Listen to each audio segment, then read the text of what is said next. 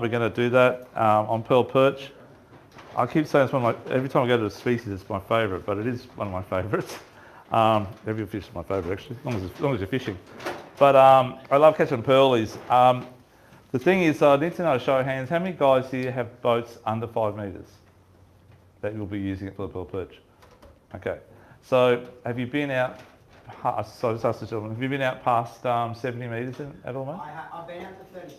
Okay, so 36 edges, we'll talk about that tonight as well. But the majority of time will be in that sort of 50 fathoms. Does anyone here not fish the 50 fathom reef at all? Okay, how big is your boats, guys? 6.5. Yeah, it's plenty good enough. No, Yep. we haven't been to that one, are Not that, around that area you've been Oh, there, yeah. okay. Yeah, that day. they? Oh, The day the current was ripping. Yeah, okay. Yeah. So for those of you who, for those two guys there and the gentleman down the back, mate, on a good day, my boat's only 4.8. I've had it out there once, but it needs to be a good day, you know. That's, yeah. But you use the same technique on the back side of 36 fathoms. There's a lot of good pearl perch spots there, and there's some of that GPS sheet you got there. So utilise that, but just put it all into perspective what we're talking about tonight there as well, okay? And for the rest of you, the best pearl perch fishing is obviously on the 50 fathom reefs, but the better pearl perch fishing is only about 2 k's further out. Most people stop right on that 85, 90 metre mark for some reason, don't know why. Just venture out to the edge, and I'll teach you how to do it later, how to look for it. But so like I said, I'll come back out in a minute. We're just going to play a quick video on last year with my mate Tony. We're always looking for new ground. We're constantly looking for new ground. And when you find that new patch that maybe has not been fished, it's just like amazing. And then until everyone else finds out about it, you've got it on your own for probably maybe a year or two if you can keep it secret. But everyone knows everything these days. So the GPS is everything so good. It's very hard to hide something. Once you got one boat on there, it's not too bad. 2 boats on there, people are going to start coming over your way. More than 2 boats, it becomes very popular. Okay. So what I'm trying to say is don't fish more than 2 boats in the area if you've got it to yourselves. Yeah. So we'll quickly play a video here. This is last year. My mate Tony and my son Jack and his dad and that, and he's got about a 40-foot boat, but it's on that day we were going out deep dropping, and we always try and, it sounds stupid and a bit rude, mate, but we try to get a bag limit of pearlies at this time of the year for the next 4 months before we even go to the deep. So you're allowed 4 per person, and so that day there was 5 of us on the boat. I think we got 20 in no time. 2 drifts and we bagged out, and we started at a spot that we already knew, and we went about. Actually, we got a few, and then we said, okay, let's head a bit deeper to the mark we're heading to up north, and we went about, I don't know, 600 metres, and we've maybe driven over the spot many times, but not really watched the bottom. And a little bump come up, and when you're travelling like west to east, a little bump on the drop-off is very minute, but when you turn around and go north-south along it, that's when you see how the reef is, you know, because it actually flattens out, and you're going along it and you'll see the wireweed and everything. And we did that, and consequently it was just amazing. It was just, every fish was like 50 centimetres, a couple of little ones. The biggest ones were about 60, which is like 4 kilo pearlies, and they were pretty full on. So just watch how we do it. We're using electric reels here, and some of the guys were using overhead reels, and Jack was actually jigging in the whole. My son Jack only jigs, he doesn't use any bait. And we're using slow pitch jigging. So we're going to cover 2 facets tonight. We're going to cover bait fishing, and we're going to cover jigging, okay? So this is just later on the day when we went a bit deeper. So I'm cutting the bait up here. I've got the sound down, so I'm just going to talk it through, you guys. This is just like an intro, sorry, get past this. You can watch this on our YouTube.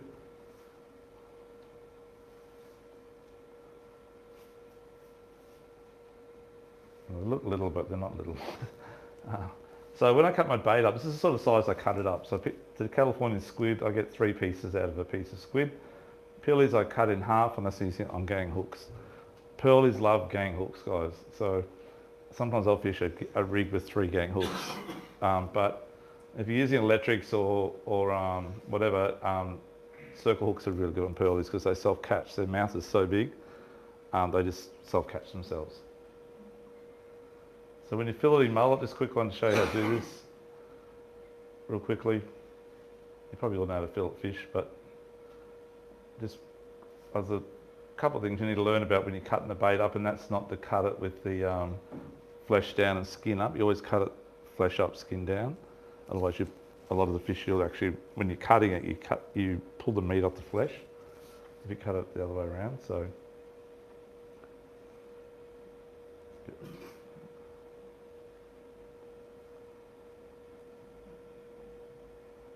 Sorry, let's get rid of the junk.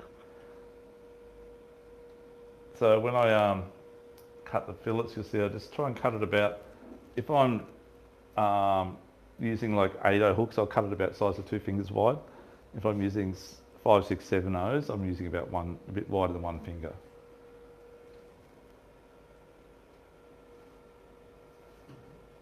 And as you see, skin's down, flesh up when you're cutting it. The last bit I spin it around and cut it down the middle. Well, I want to just leave it as it is. This is the boring part. It comes to the good part, don't worry. But be prepared. So when you get to the spot, have all your gear out, your bait's all cut up, your jigs are on your rod if you've got a jig, and then you sound around and try and find the on the bottom. Sorry, advert. We're sponsored by Paternoster. I'm not just joking. We're having a hard day.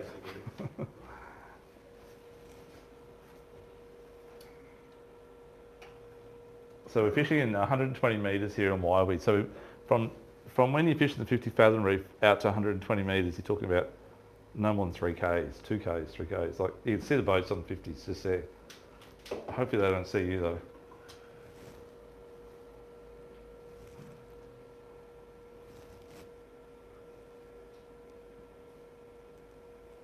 Can't make it bigger though.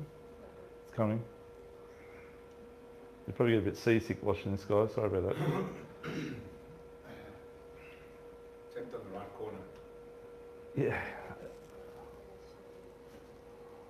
So I'm using 3 hooks there and catching 3 at a time. So when the pearl is on the bite, like any fish, when they come on that bite period, they are really on the bite. They're actually super aggressive, especially on jigs. That's just super aggressive. And yeah.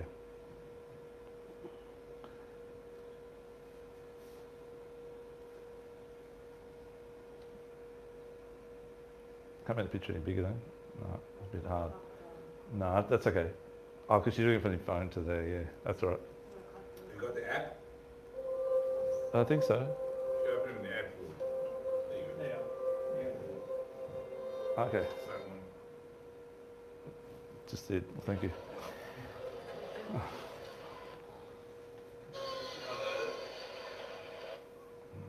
Okay, we go over here.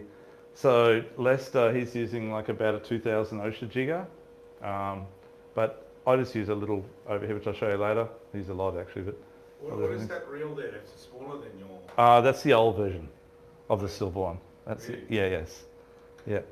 You guys are 100 meters here. 120 meters.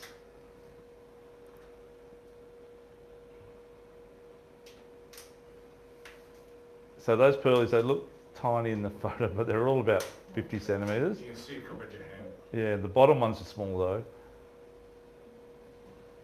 And then Jack's jigging over here.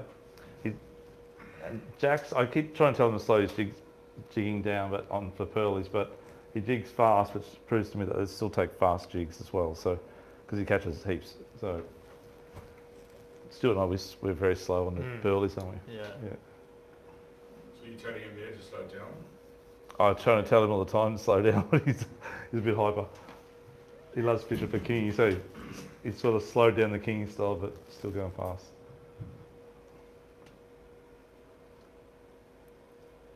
So we use a lot of Lumo stuff on our bottom drop rigs. It doesn't matter if you're tying your own Paternoster or whatever. my suggestion is to use Lumo skirts or Lumo beads or Lumo tube or the whole three. They love Lumo for some reason, like most fish do, I guess. So I'm using a Beastmaster there. I've got a Force Master. Oh, my mate's got a Force Master on the other side.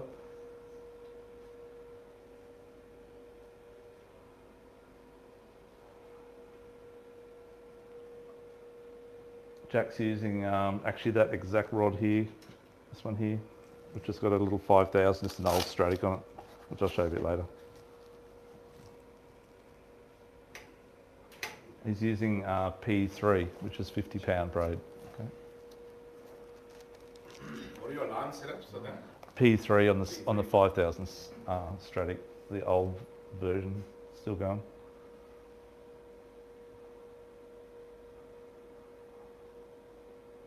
How much drift was there that day? There was about 1.6 knots. I like a bit of current, so 2 knots is getting up there a bit, but 1.6 is like fast, but not too bad. Like when they come on every drop, you'll get 2 or 3 fish if you're using 2 or 3 hooks. And Jack was only jigging, like most times he's getting hit on the way down. You don't see it. You might see a bit later on actually, but when you're jigging, the first lift up or second lift up, you're already on. Doug, for those of us that don't know, are they a good eating fish? They're about ranked probably behind flame snapper is probably number 2 on the Gold Coast. Okay. Yeah, Behind flame snapper? yeah, Really? yeah. Did you enjoy the flame snapper? It was good, but it was the other one, what was the other Oh, one? the ornates, no, good too. All Yeah, night. So I thought it was gold band, sorry, I spoke to you ladies earlier. It's all night, not gold band, it's all night stuff. That was fantastic. oh, that's it. I think no, that's not it, but I think that'll probably do. I just want to show Jack jigging a bit later on with the Lucanus jig. So when we're jigging, we're using various different types of jigs, but the ball type jigs with the skirts on them, the Lucanus type jigs work the best. Okay. And how are you fishing this? You just Slow. start Yeah, rolling? we'll run it through a bit later. Yeah, yeah, that's all right, mate.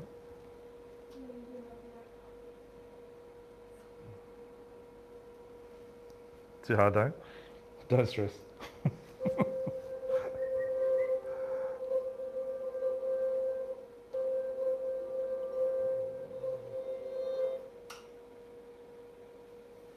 This is the last part, guys. You don't have to suffer anymore.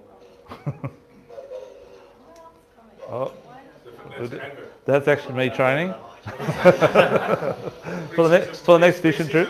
Yeah, that's right. That's like a shovel hits the shit towards Stewie and give him heaps. We're sponsored by insurance too, Graham. Too hard, don't you? Don't worry about it, it's okay. Well, maybe it's still a bit later, how's that sound? Hit lights and stuff. Normally this doesn't happen to us, we've got gremlins tonight, sorry guys. It's normally not too bad. Yeah. Yeah. Don't worry about it, Psycho. We'll have another go later.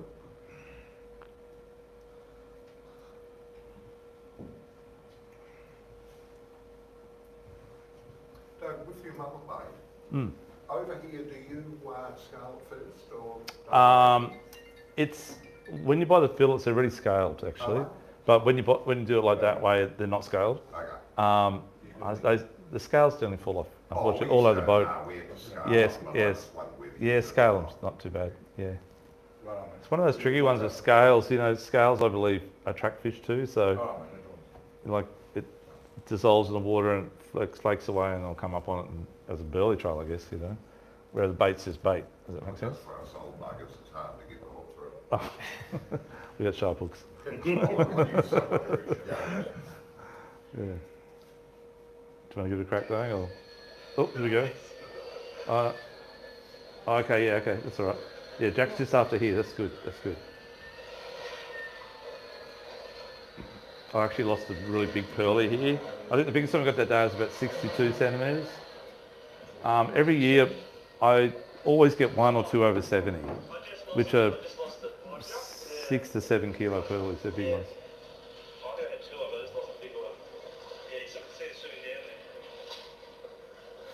So pearlies, you can't go too fast if you're using electric reel, so it'll pull the hook out. The mouth's very soft and it's very big, and they're like a bucket. And they've got little wings, those pearls on the side, and they spin on the way up. Sometimes they actually will cut your line below, so if you've got fish below it, they'll cut it off sometimes.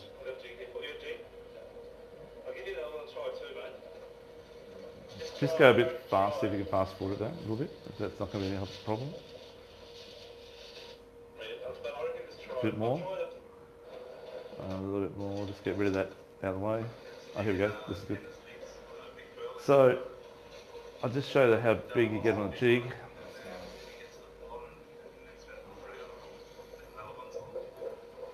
So whilst this is happening, I think we've only done a second drift, and Tony's in the back there counting the fish, and this is the 20, this is the last one we could keep, so we had to go.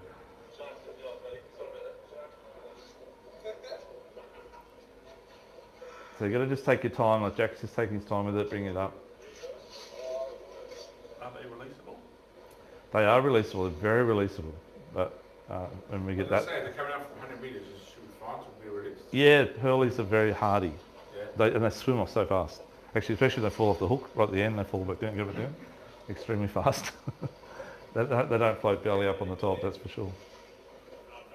They're a deep water fish, they have a good bladder system, I guess. They've got that wind system in their gut.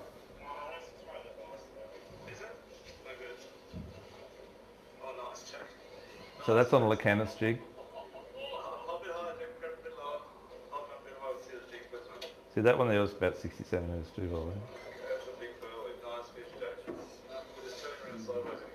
So that's what we're going to be talking about. So thanks, though. Good work. That's about deep water now. Thank you. Cheers. Do you want me to hit the lights? Oh, Dave, do you mind to hit the light switch just there, mate, if you don't mind, buddy? Thank you. Thanks, mate. Cheers. Thanks, mate. That's good. Okay. So let's do it. So I just need to show our hands. We're going to decide which way goes first tonight. So who is more into bait fishing for pearlies? Okay, who's more into lure fishing for pearlies? Oh, wow. Okay. So we'll do bait first and lures last. Is that all right? Everyone's right with that? Is that right? For me, they both work. I love doing both types. So we'll get into it. So when we're bait fishing, the gear we're using actually, well, when you fish the real light outfits like Stewie's got over here, that's about as heavy, as light as you can go, sorry, for bait fishing, if that makes sense. So that's a 5,000 Merivale Shimano on a P2 to 4 rod. So you could put about a 12-ounce sinker on that. It'll probably be sitting about that in the water with the 12-ounce sinker on it. You wouldn't be able to put a 20-ounce on it, that's for sure. You'd have to go up to something a bit heavier like this, just the next one up.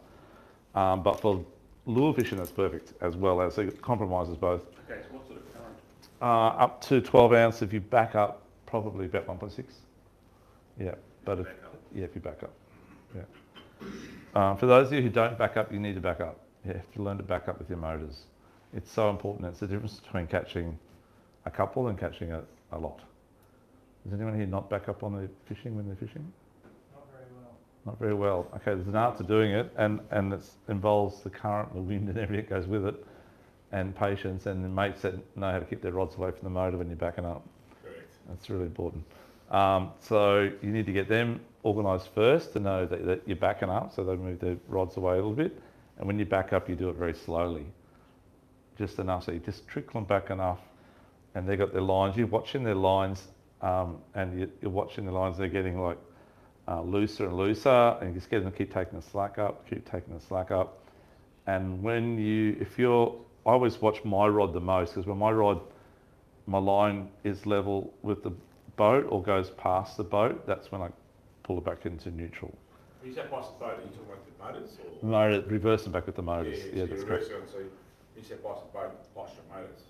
Yeah, the line. So long as your line's either side of the motors, of course. Yeah, when you say it's past the boats, your actual motors are coming past. Yeah, that's correct. Not the motors, just the line. Instead of being before, it was like that angle behind the boat sort of thing. And you just Then back it's, it up when so it's got that position nice to be down. and Yeah. just goes past the boat, yeah.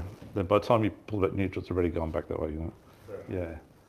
Yeah. So do that and watch your sounder all the time and allow, because I mark, every time I get a bite, I mark the position on the GPS and a good bite that is, not just a bite. And I know I'm coming up to that next mark within about 30 metres or something like that. And I'll sacrifice and let the lines go out just that little bit further until I'm just near that spot, and then I'll put it in reverse. And by the time it straightens up, you're on the kill. You're right on it, yeah. Timing's really important. And apart from that, just as long as your mate's got their lines not loose because they get caught in the motor, get sucked in the motor, you've got to keep up taking the slack up as you're reversing up. But that's when you get all the bites. And when you're jigging, it's the same deal. It's really hard jigging and bottom fishing together. You need to try and time up. The guy that's jigging needs to try and time it so that his jig's hitting the bottom as they're already backing up. Does that make sense? So otherwise, his line's going to go way up there while your lines are down here. And by the time you back up and it comes vertical, your lines are good, but his is only still all the way out there. So he needs to drop his line in later. He needs to look at the GPS, see the fish are coming, and understand how long it takes to get down there. So he knows I'm about to go reverse, and that's how it all works. Timing is impeccable. To do both at the same time. You obviously Because the one or the other. jig's a bit lighter, so we're using a pound of lead, 500 grams or whatever sinker, versus 100 gram jig. It just gets, even though the line's a lot thinner, it still gets a bit of current and pull, so you just need to drop down a bit later. But at the same time, I would drop straight down straight away and start jigging, because you might get a fish on before you start back and back. So rather than sit there and wait, I wouldn't do that. But for your mates who are not good at it, that's what I tell them to do. Yeah, it's the right opportunity. Yeah, so the rods, most of these little rods, 50-pound braid's perfect. P3, go really thin. So something in this category here, it's actually 60-pound P3. As I keep telling everyone, the lines are getting so thin, it enables you to fish a much lighter line, a much heavier line at a much lighter thickness. I'm going to cut a bit off it. So that line going around's nearly 60 pounds. And I just took the take it all. Oh, good. Sorry. I was going to show you something else. So this is Nomad line. It's a good line, don't get me wrong, but it's a lot thicker, but it's probably going to be stronger, but you sacrifice for the thickness. What's the difference between, say, your, what was that, is that some Shimano, was that the Shimano grappler line? That's the grappler going around, yeah. So the grappler, what is the diameter difference? And how many minutes does that equate to basically real? So a lot more meters, obviously. That one's 0.23, and this one here is 0.40. Are we talking hundreds of meters? 150 meters more. You'll get the whole spool. You'll get the whole spool of that grappler on the reel. That's a lot. 150 meters is the difference between in school and not. I got an OCO the other day because he cleaned me out. But I took the whole reel. I took the whole reel of OCO, so 300 metres on a big runner. So, do the thickness of the line stops the curvature? yeah, it does. Yeah, so Graham has asked, does the thickness of the line make it a lot easier? It does. It allows you to fish an area a lot longer because it takes a while to get drag and pull away. And also, if you've got a middle current and you've got a thicker braid, you'll get like a curvature in the line, and it's very hard to feel the bites, even when you're backing up. So if you've got a thinner line, it's pretty well straight down.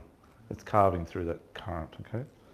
But get back to the bottom fishing. So this is the sort of lightest rig I'd use, and my heavier rig's going to be, I'm going to grab that 20,000 Saragossa there, buddy.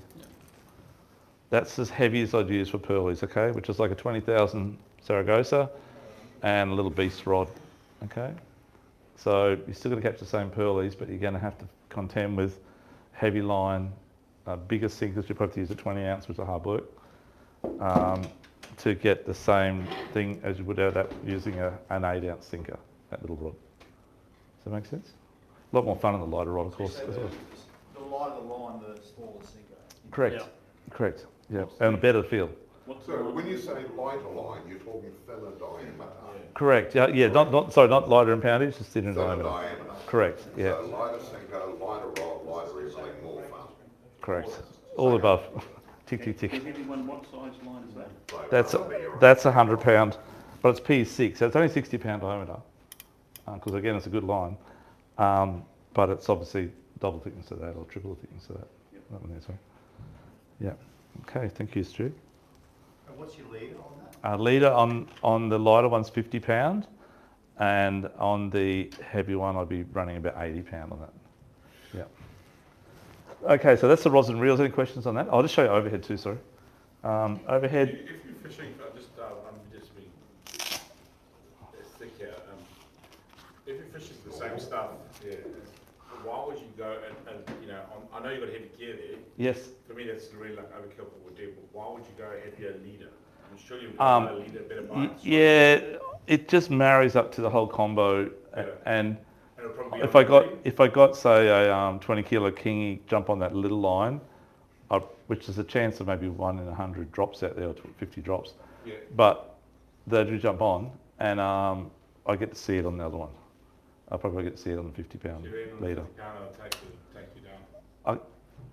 Yeah, it depends how lucky you are. It could be at the end of the reef and sand. I'd say skill. I'd probably land it. That's But, exactly what I was going to say. That's what I was going with it. I just wanted to see how far the whole time was going to take for himself. Okay, I'll tell you now. It's all about the 5,000 wheels and 10,000 wheels and electric. I wear a lot of hats, so I'm thinking of everyone here, the category how good you are a fisherman.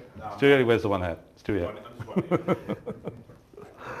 I'll put the Dougie hat on now, mate. Yeah, no problems at all. Come straight up. You bring it up to the Yeah. the 100 bait cost. That's it. Yeah. So this is just a little outfit. Again, it's quite light. It's as heavy as I'd use for micro jigging, and for bottom fishing though, this one could probably go a bit heavy. You probably put a 16 ounce, a pound, or maybe a 20 ounce on it. Again, it's only P3, same line, same braid. 60 pound, 50 pound. 50 pounds, plenty. And the leader on that's 50 pounds as well. Leader's about 1.2 metres. That's the lead I put above the dropper rig, of course. So we'll get through the gear now. Thank you, Stuart. Oh, just something too, guys. I use covers. I know. Stewie does a lot of reel repairs, and I can tell you now the guys that bring most of their reels in are the ones that put them in the rod holders while they're travelling, and they don't use covers. So if you got the opportunity to put it up in the cabin, fine. That's cool, you don't need covers. Or if you put them down on the floor or in a rod locker where they're not going to get... The splashing's okay, it's the wind that's the problem. So the wind drives all that salt into every little nook. I don't know how it gets in there, but it gets in there badly too. It gets like packed in there. And it's tight, screwed tight, right? But it does get in there. So what that does is it doesn't stop the water getting in, but it stops the wind driving it in. Okay? It does protect a little bit from the water, but it's mainly the wind that you're worrying about. Is that applied to get people with fast boats who take covers off? Well- and go I won't go there. Okay, next thing is, so we've done the rod to reel the line. The next thing is, we've done the braid. Leader, we talked about a little bit, but 50 pounds heavy enough on your lighter stuff and 80 maximum on the heavy stuff for pearlies, okay? They don't really care, like some fish are very fussy on line size. Snapper might be at times very fussy. Pearlies, when they bite, they don't care.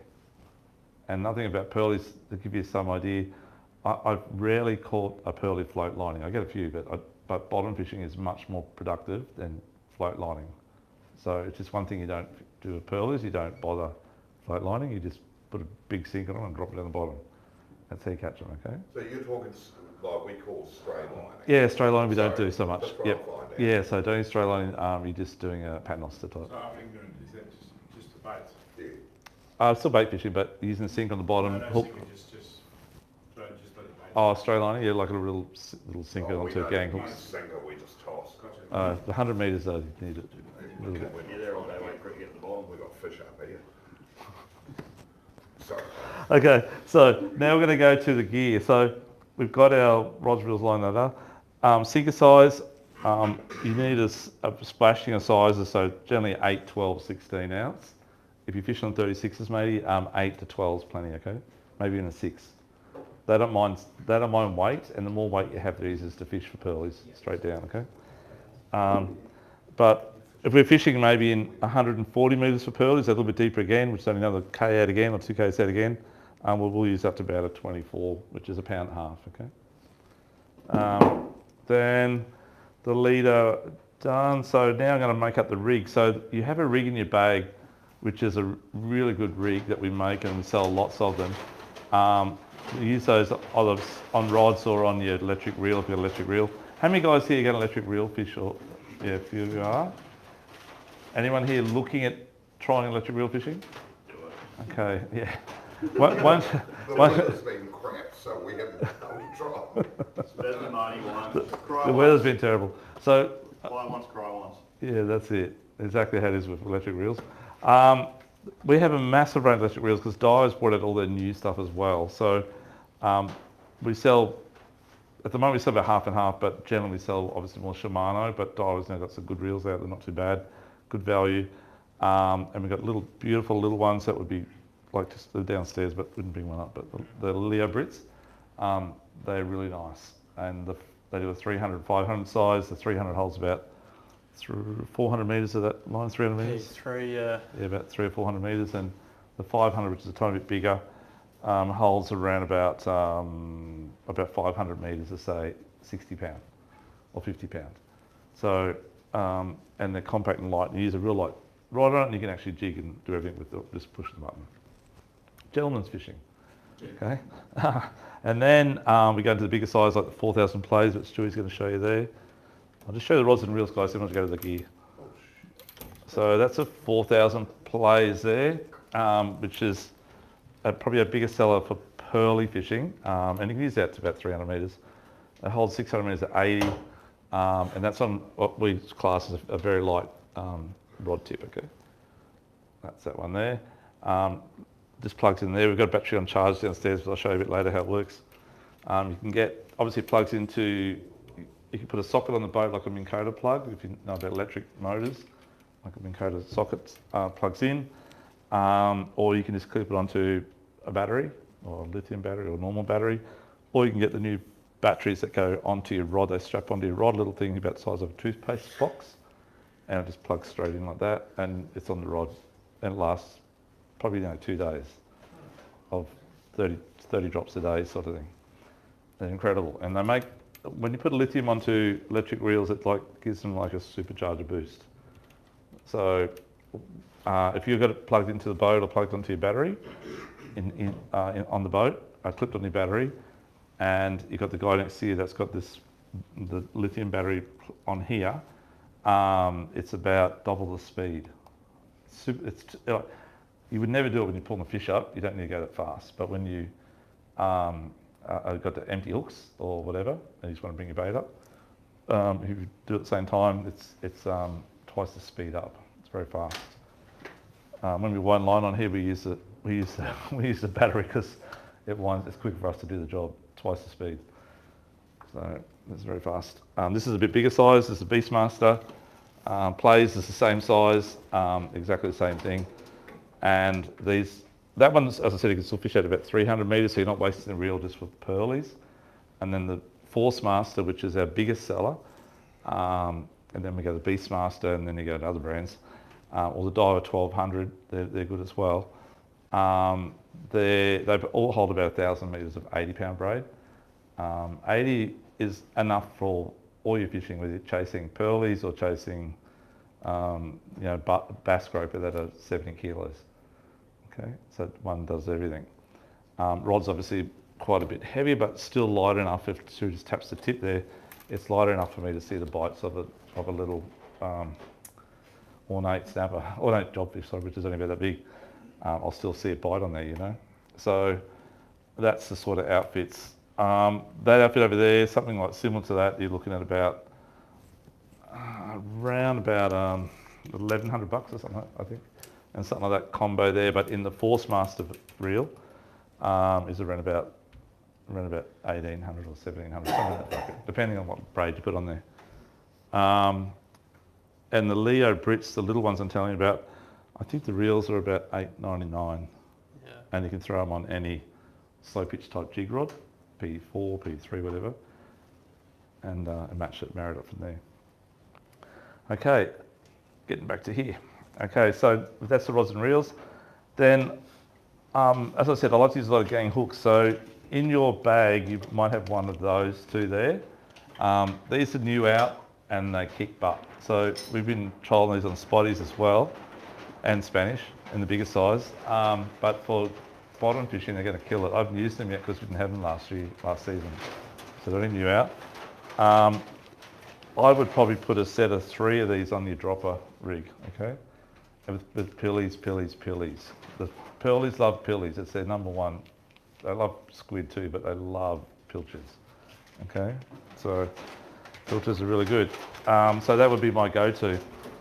Otherwise, you can buy rigs, pre-rigged like this type of thing. So the one in your bag there, guys, it comes back to around about $25, I think, the discount. So they're quite a good rig, okay? Something like this here, which has got 2 rigs in it, I think. Oh, 3 rigs in this one, sorry. 3 rigs, and it's around about $9 for 3 rigs, so $3 a rig. But it's basic, right? But it still works quite well. But we're also going to show you how to make your own in a minute. So do you want to take one of those off, buddy? Thanks, mate.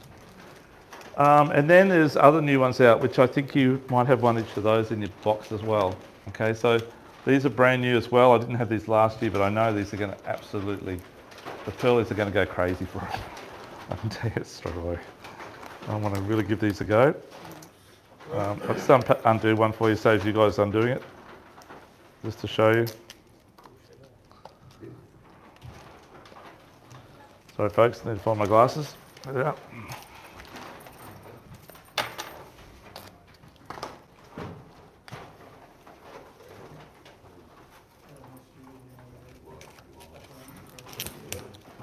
This is how Stewie normally looks when he's fishing.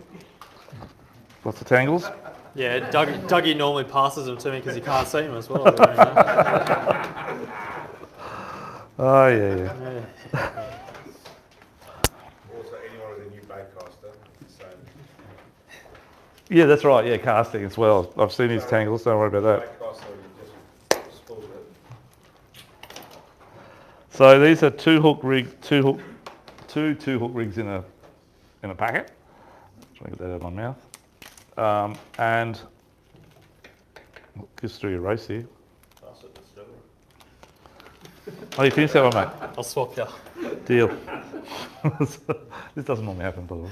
So this rig here, you always fish the gang hook on the top if you're going to fish a couple of, say, circles or standard hooks below it. So swivel on the top, about a size 2 crane is good, around about 40 kilos. Gang hook, Lumo, single hook, sink it down the bottom there, okay? So it's just a standard Paternoster rig. As I said, these are cheaper chips. They're work about $3 each, or $9 for 3 in the packet. The lead on that's about £80, I think, or £60. Why do you have the gang hooks on the top? For the pilchard, to put a whole pilly on. So a lot of people don't use gang hooks because they're scared to put pilchards on. There's an art to putting it on. I'm going to show you in a minute, but once they're frosted now, I'll show you now.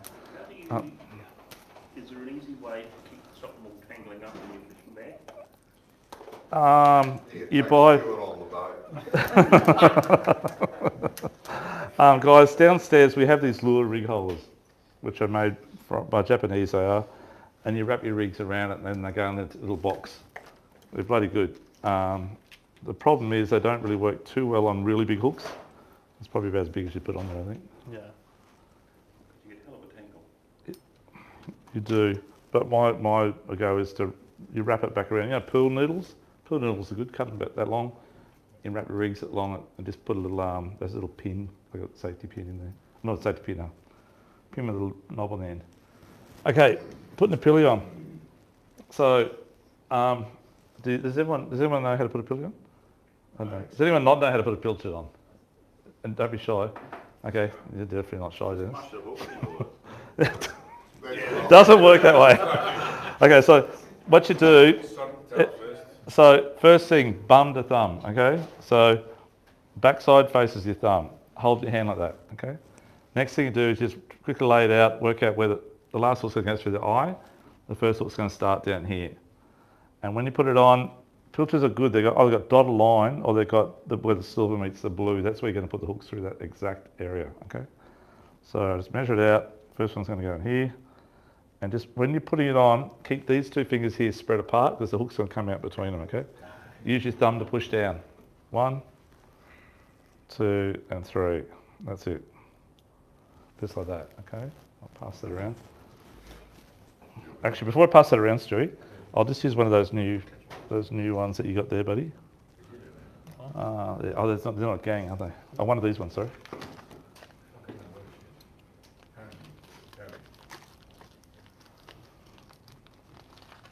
So when you're doing the filly, up the bottom side, you're bringing follicles. It's different. So you put it through the side like that, they'll swim like that and they spin underneath it, and the weight, it holds it all nice and straight. That doesn't matter. If you can't do that. Oh, you can, but it's too soft, it falls out. It just, because the sinker's so aggressive going down, I think, it rips it off, yeah.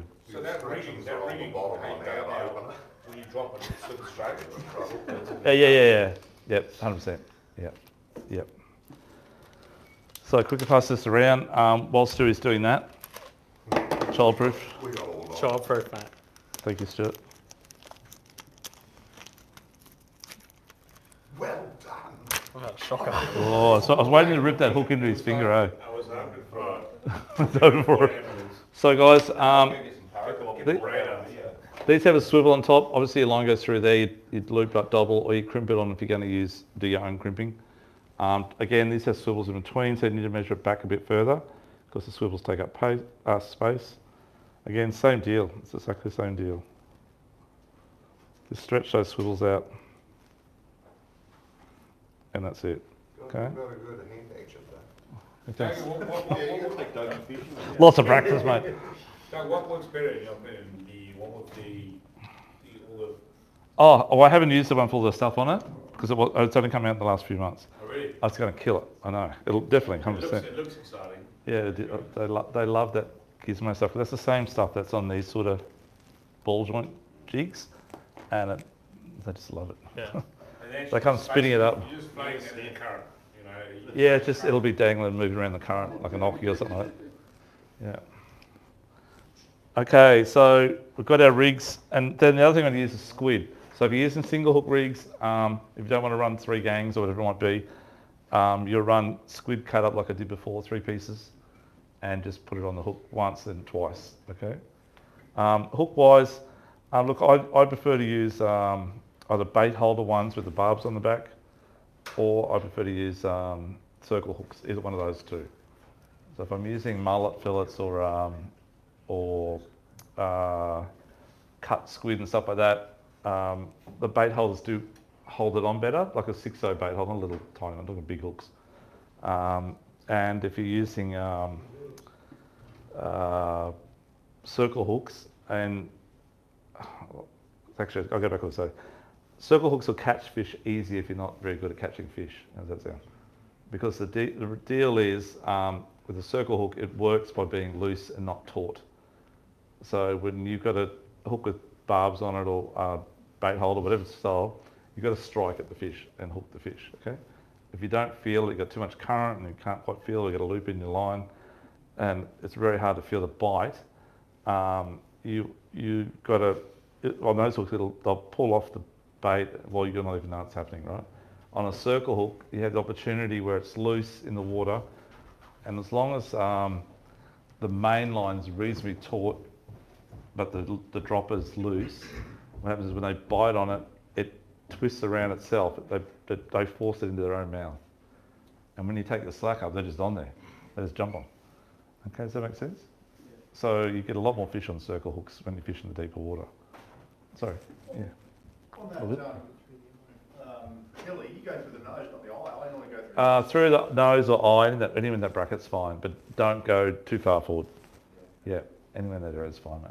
The eye, sometimes it falls out, the nose actually holds in better. Yeah, okay. Yeah.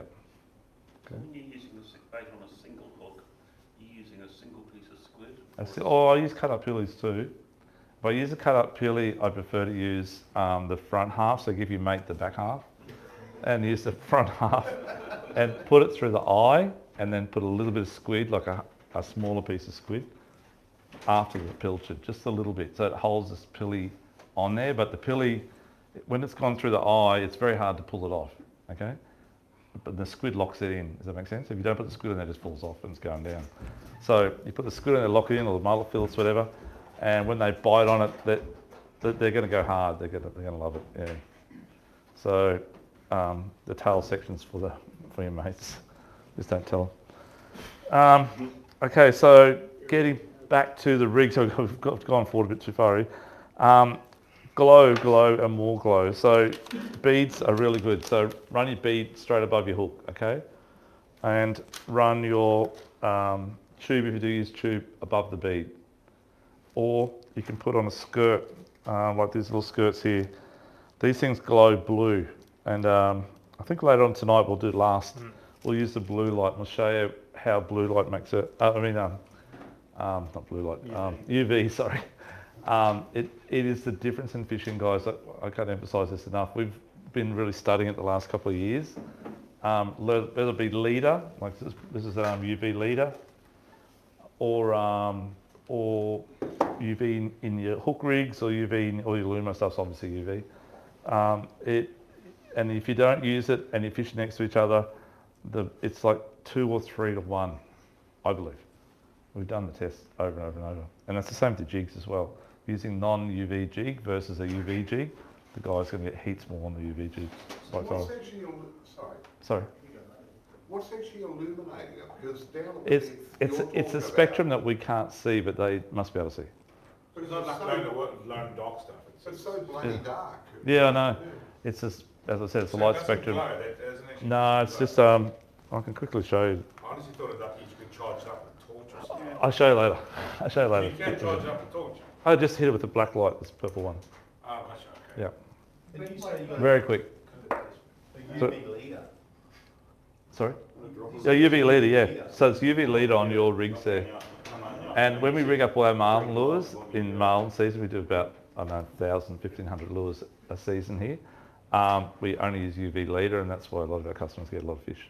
Keep in mind that blue light's the last light to be lost from the spectrum. So you Yeah. use red first when you go into the water, but it's the last one. So down deep, even Right. maybe 50 metres, you've still got that ultraviolet. That's exactly right, Dave. That's what I'm trying to say. We can't see it, but they see it. We can't. Yeah, That's they see right. it, yeah. But you still have it at that level. Yeah. So we search high and low, and we've got UV Lumo blue squid skirts, which are really good. And that's what we only got these back in today. They were meant to come in. We want to get our rigs made up with this on it, but they didn't turn up in time until today, unfortunately. But yeah, anyhow. When do you use a light on your line? So you can, when you're deep dropping the next depth, which is like 200 to 500 metres, you can get a UV light that we don't see again very much, but it makes everything super glow to the fish on the bottom. But you don't use that for burleys? No, you don't need to. The light, there's still light in 100 metres of water down. We can't see it, but it's fairly light down there. And guys don't know the deep dive. I don't know if you guys are deep dive, but apparently in 100 metres, it's still, you can still look up and see above shadows and stuff.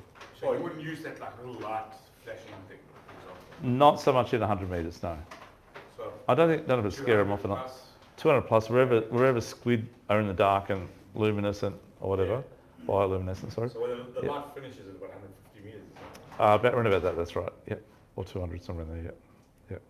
Well, at 80 metres, I can testify that I Yeah. can see the boat there as well, Yes. and we're photographing a black coral tree on Four Nights. Oh, there you go. It's in 80 metres. Yeah. Yeah, and it looked like snow. It was just Yeah. beautifully white, but you can see the boat clear as Yeah. well. So that's right. So we can't see down, but you can see Took up. a long while to get back to the boat.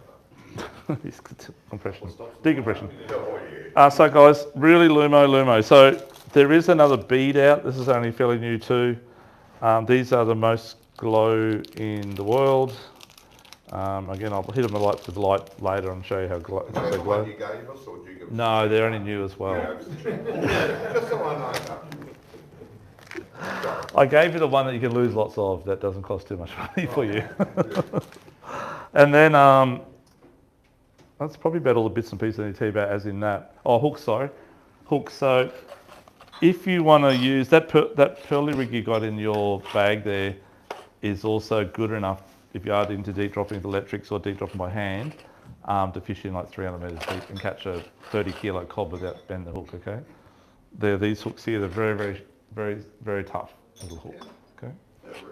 What looks at that? They're Mutsuring. They're made in Korea by Wizard, and they're really, really good. Yeah.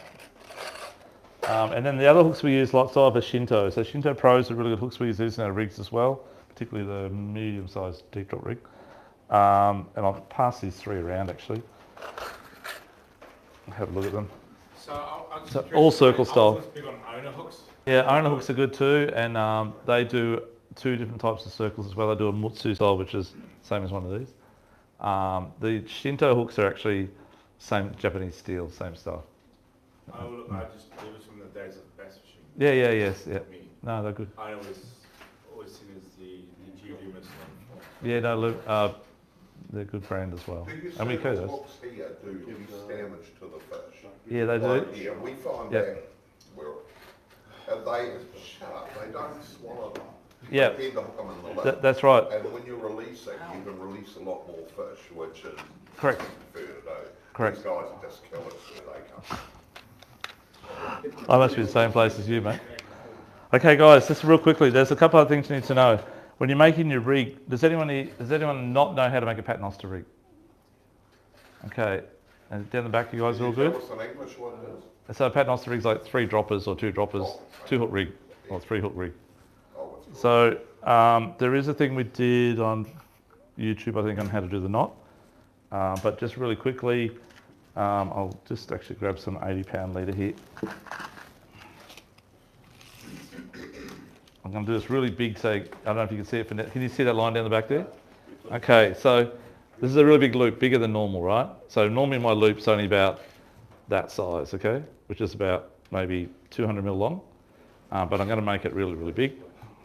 So what you do is you make the loop and you hold it in your left hand.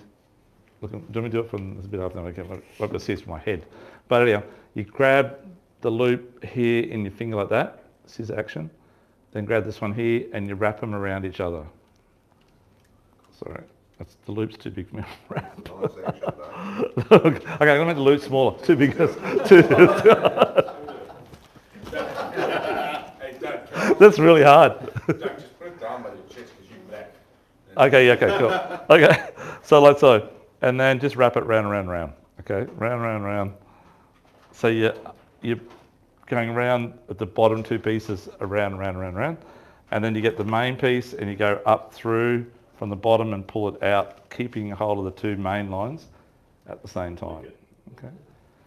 And you should wet it, that's right, and then just lock it in. And it just sits to the side, really, really nice, and your line's straight. Now do it again with the twist in it. Do it again? Oh, with a twist? I don't like to use twists. I just like to do it this way. So I'll just do it again. You go back up through the middle, do you? Yeah, back up through the middle, that's right.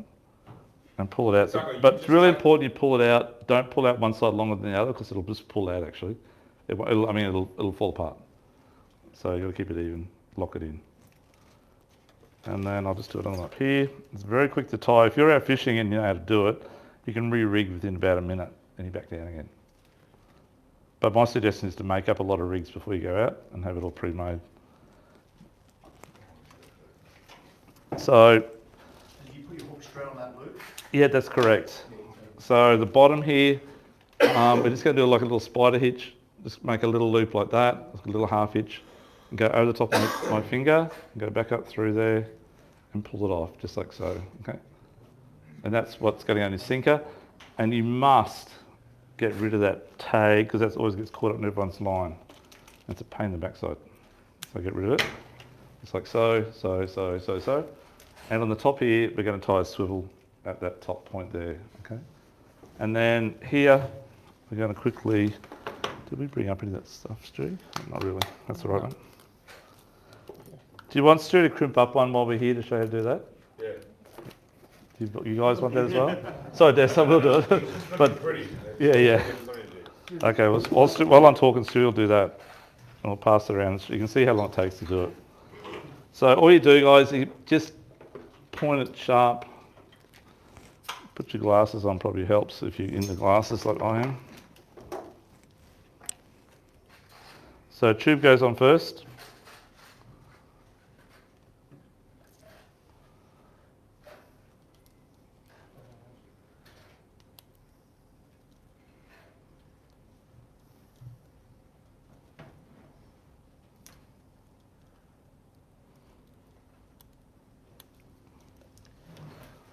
This is 2.8 or 1.9.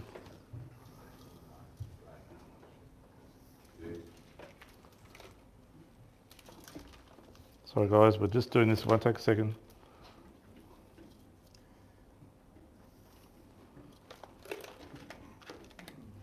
And at that point, cut it off. I was going to say, you want to get something else to do it.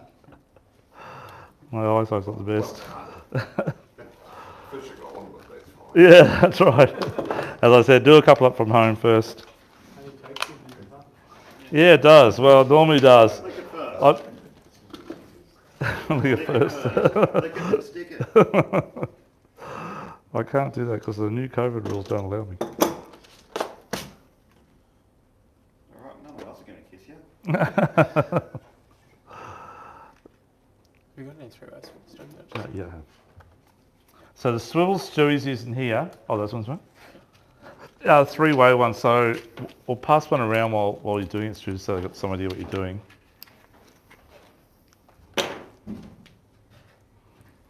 So what he's doing, he's going to crimp. So he's going to use a crimper. Does anyone use a crimper? Does anyone know how to use a crimper? Most of you would, I dare think. So he's going to do that and crimp on the crimp style. So it's the same style as in your bag, okay? That's what Stuart's doing now.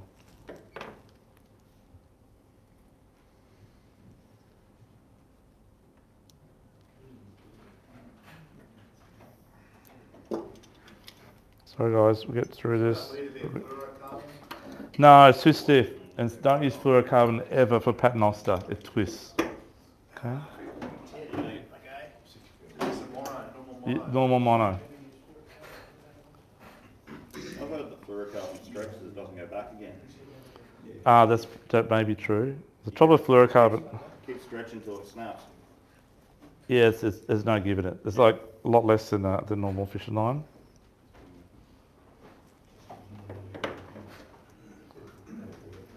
Good when you're clicking hook. Well, it's okay if you've got something tied to the end of it directly, but as soon as you start twisting it, it twists. Yeah, it starts splintering. There's no memory. I've had it splinter too. Oh, have you? Yeah. It may do that. Actually, I'll just pass this other rig around while I'm doing this because it's getting a bit tangled up here. What is this story with this swivel? So the swivel is putting a crimp. So crimping it to your main line and then crimping it. Two crimp on the big one, crimp to the main line, and this crimps to Yeah, so the two big ones and the fatter end goes to the top. And then when the fish is on the branch, it can swim around the line without twisting anything. It goes around in circles. It's like a fly on the old hair trick. Now, all those green bits that you cut off on the fluoro, do we bring them back here or we get a correct? No. My suggestion is put them on the Christmas tree at night time. It looks really good. We don't have to worry. Well, good question. Just us Kiwi Maoris are a little bit Scottish. Lick it at home, there's no rule. About That's probably about half an hour. Sunlight recharge. That's correct. Yeah. So guys, just want to teach you, when you're putting any hook on, circle hook, doesn't matter what it is, you must put it in from the hook that end first. Don't let it go from the back end, okay? Hang on, say that again.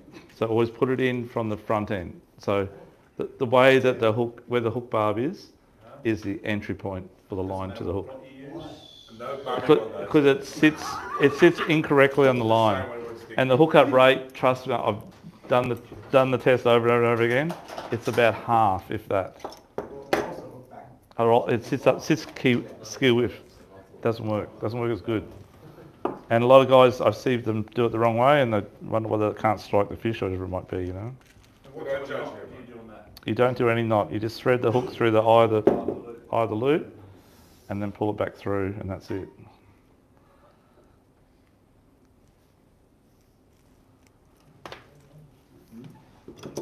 So this one here, we're just using 3 single hooks. But imagine one of those gang hooks on the top. That's what I'd probably prefer. One on the top, at least, if not everywhere. If you can't get your leader through your hook, change your brand of hook. Don't go down on your leader size. Bite the end of it, so it's gonna be. You could do that too. No, I might like I'd nick it and I'd lose the fish.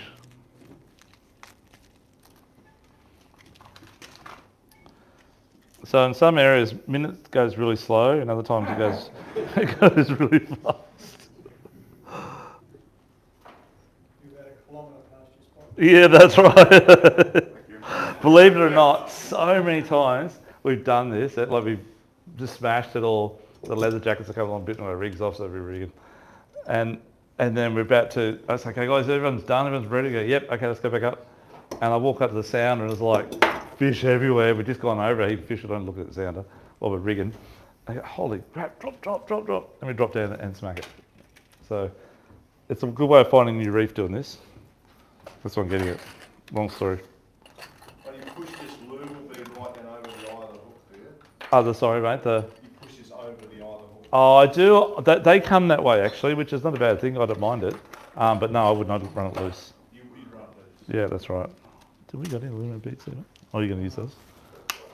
I'll just use one of these ones, mate. The other ones. Then I'll back on Yeah, that's it.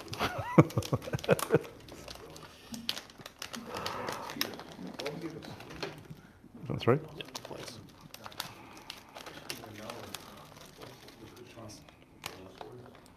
Can't count, so it's true. Okay, guys, we're nearly there.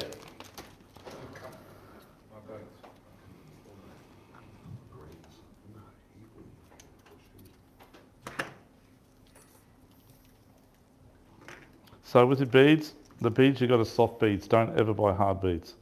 They don't go on properly. They're really hard to get onto your line.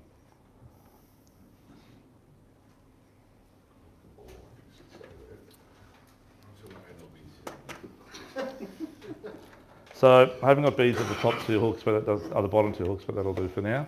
So I forgot to put them on. Sorry, guys. But swivel at the top. Better do that.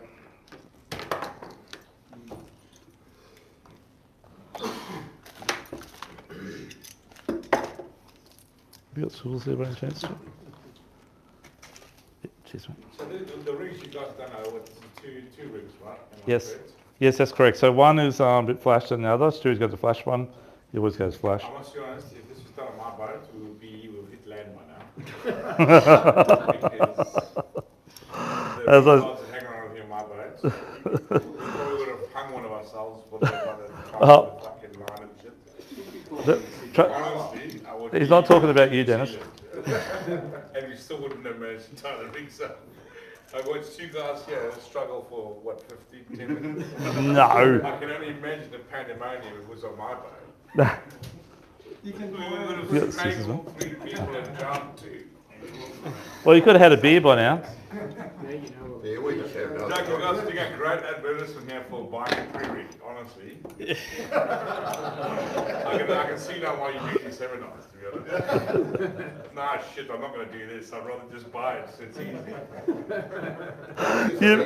You've worked this out. It probably takes 2 minutes for everyone else, but at Dougie's warehouse, it takes forever.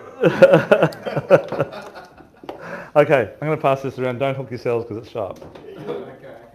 That's right. Thanks, Stu. Okay, the bottom one someone's going to win at the end of the night, and I'd probably mount it in frame. Oh, God.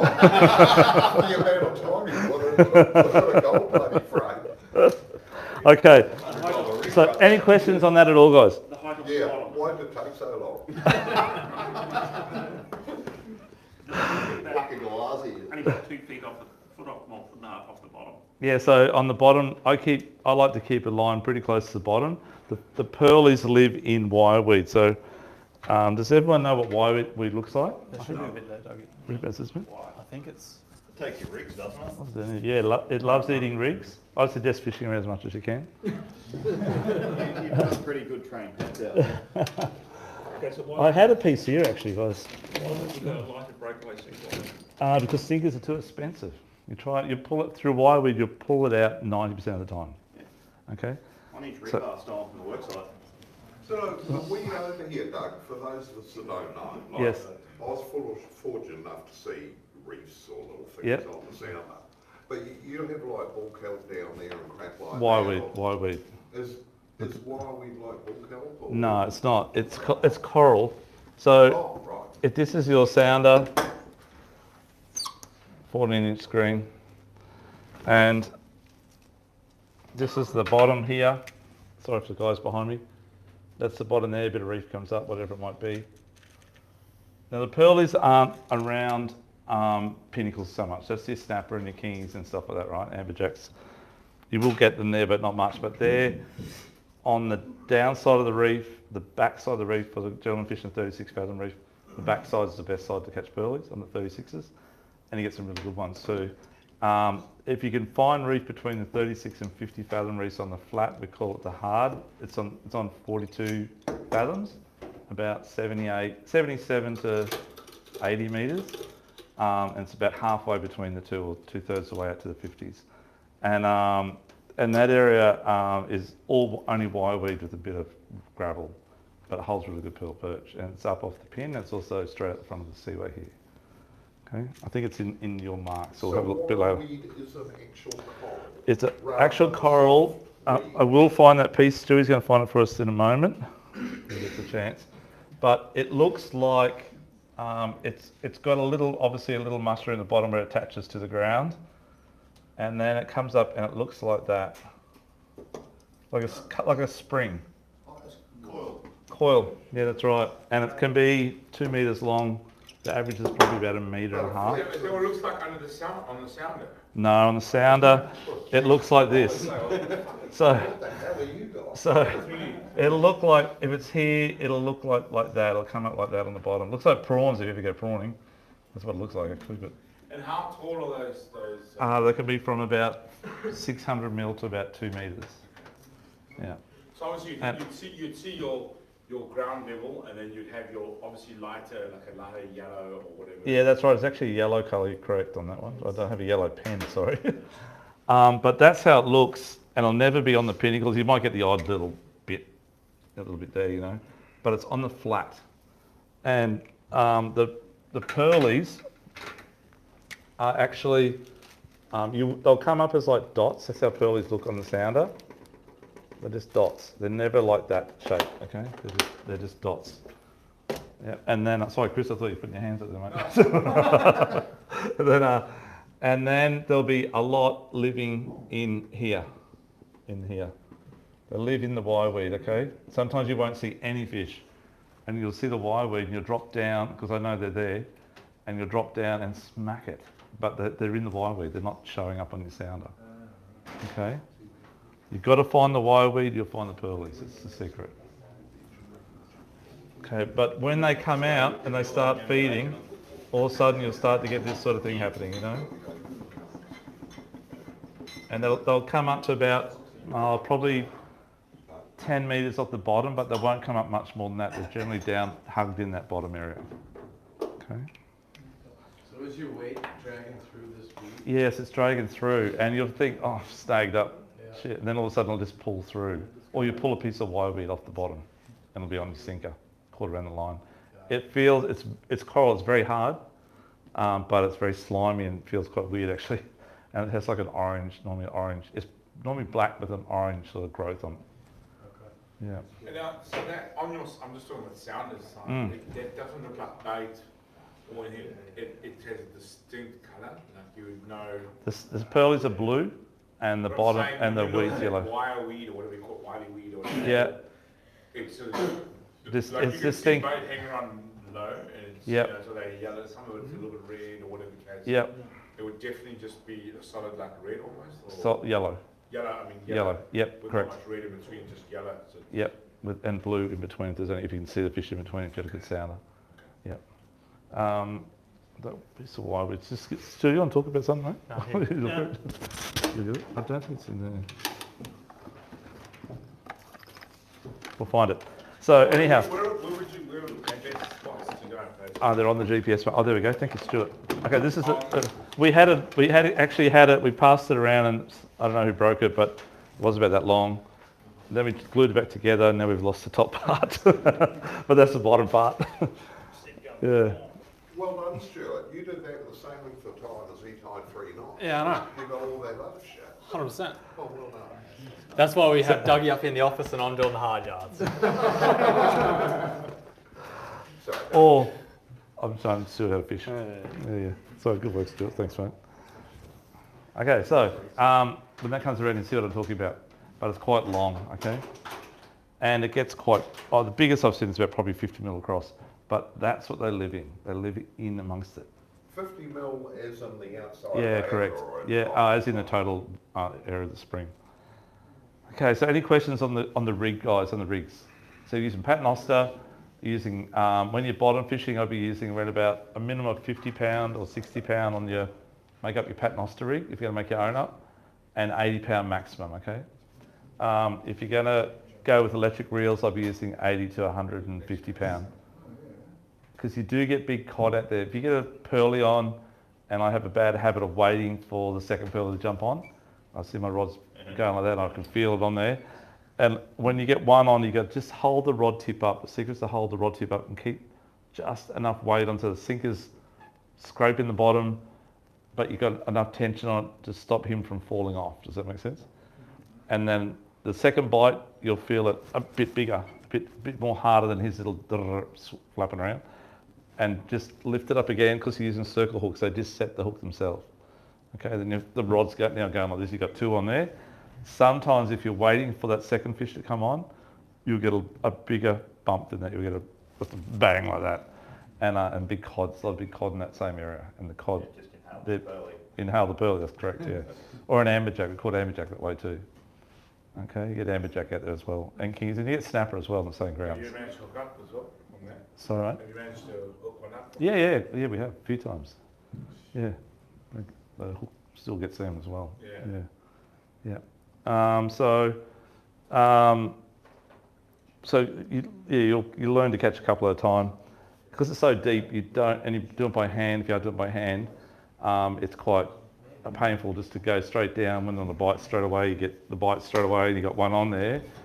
And if you know they're there, you better off holding back for another 20 seconds to get the second one because it's so deep. If you're using electric, if I'm using electric, so it hits the bottom on pearlies. I always take the tension up just a little bit so that the rod's bending. But when the swell goes down, it goes loose. Okay. Then when it goes back up again, the swell goes up, the boat goes up. That's generally when the fish are on there. They hook up in that slack period, then they're on there straight away. It's on there, and then I'll see the second bite, and then I know I've got 2 on or 3 on. Up she Well, comes. God admit, Doug, as an older person who was fortunate enough to use an electric reel, it was incredible. Yeah. You know, I'd recommend it to anyone. Yeah, no, it's good. Yeah. No, I just put my beer down. I pushed the button, then I put my beer up again. It is good. Guys, so crimping stuff, as I said, we've got UV leader, we've got leader. You just need a set of crimping pliers, about $30 for basic pair, okay? And crimps are cheap, and you can sit there, a few beers and make up a few rigs. I'd suggest you have at least, if you've got 2 guys fishing, you want at least half a dozen rigs made up before you go out that day, next day. Otherwise you'll be doing what we just did. Well, That was our whole exercise, to see how long it takes. And we're good at doing it, so. No, you don't need the entire day. Okay, so any questions on that at all? So you don't use overhead, you use this? No, I use a little overhead there too, Dave. The little black one.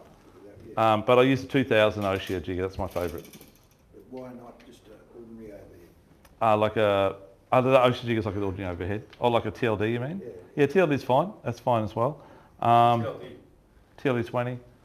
It's just Shimano. like a cheaper Shimano. Oh, Lever not drag. cheaper, but more of a trolley Yeah. style reel. They're just very slow on the wind up. They're Yeah. quick. Lever drag. Yeah. So they're fine. They're fine as well.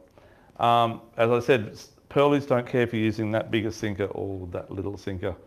As long as you're down, as easy it is for you, the better it is if you can get away with using a heavy one. Otherwise, 16 ounce. 16 ounce is my favourite on the 50s or 100 metres. 36 is 12 ounce. Yeah. I try not to fish too light, but I fish light in my line, in thickness. That's the important part. Yeah. Okay, so we've learned about all that. As I was saying before, exactly the same scenario with backing up the boat. You need to learn to do that, really important. You need to understand the current and everything. So if you've got a spot marked here, little fish on your GPS, say that's around about, I don't know, around 300 metres on your scale, that area there, 300 metres, so that's like maybe around 1.5 k's or 2 k's across in that way as well. And you've got another mark here, another mark over here, another mark over here. I can't emphasise enough, you must leave your tracks on your GPS. I know it's messy, but it's so helpful when you go out, if you know the wind's blowing that way and the current's going that way and the drift's the same shape, you know exactly where to start, exactly where the fish were last time, exactly where to end. If you don't leave your plot trails on there, you just got the little icons and you clean your trail every time you go out, it is quite daunting and confusing and waste of time. You waste a lot of time trying to get it. It takes you 3 or 4 drifts to get it right. So skip all that, go straight to the chase, first drift, you get them, nail it straight away. Okay? And it's really important that you do a blind drift before you do any dropping of the line. Your mates are eager, they want to get their line down, they just tell them to hold off for a sec, cut the bait up, do something, make the rigs, whatever.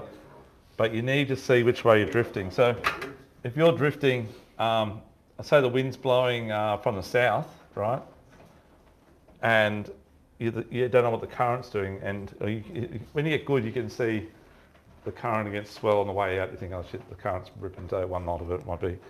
But if you got, say, 15 knots of southerly blowing sometimes, and that's north there and that's south down here, and the wind's howling 10, 15 knots from the south, you think, okay, I'm going to start my drift, around here, and drift with the wind up through my marks. You drop there. If you don't do the blind drift first, just the dummy drift, you'll stop here, drop your lines down, the next minute you're down here somewhere. So you're drifting against the wind at 1 knot. You've got to understand that it's not the way the wind is, that's the way you're going to drift, it's the current. Okay, it depends, if there's no current, obviously you'll drift that way.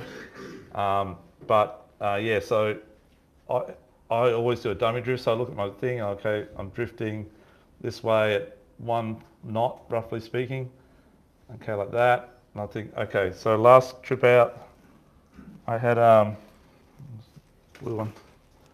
I got all these tracks like this,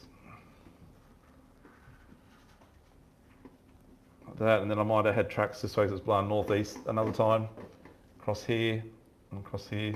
I've done different drifts, and I sort of know where I'm going to be. So if I'm drifting that angle there, I'm going to bring my boat straight up to here and start right here and drift down through here. When I get to here, I'm going to start backing up and landing on that fish right there with my lines slack. And what I'll do actually, sorry, I'll go back one step. Before I do that first drift, after I've done my blind drift, I will do one run. I always do it away from the area because I don't want to do a drift through with my sound on. I'm a bit mental thinking it might scare the fish away, whatever, the bump or bump noise. But it doesn't really do anything, to be honest. Some type of fishing it does, but this it doesn't. Yeah, it doesn't really make any difference on pearlies, they don't care. They will care though if you drop fish. Pearlies are like jewies, if you drop them they talk, and the fish it'll be very hard. You'll get 2 drifts in maybe, 3rd drift you just won't get any fish if you drop a couple of fish. What do you think they say when they pull them? Don't friggin' touch that line. Don't touch Stewie's rig. I don't know. So anyhow, I'll sound her up through here, and I'll go along, and I'll just see what's happening, and I'll go right over my spots. If it's not happening there, I'll just maybe go a little bit that way, and I'll try and find the fish, and then I'll go up again. I'll go to the next spot. They're there. That's good.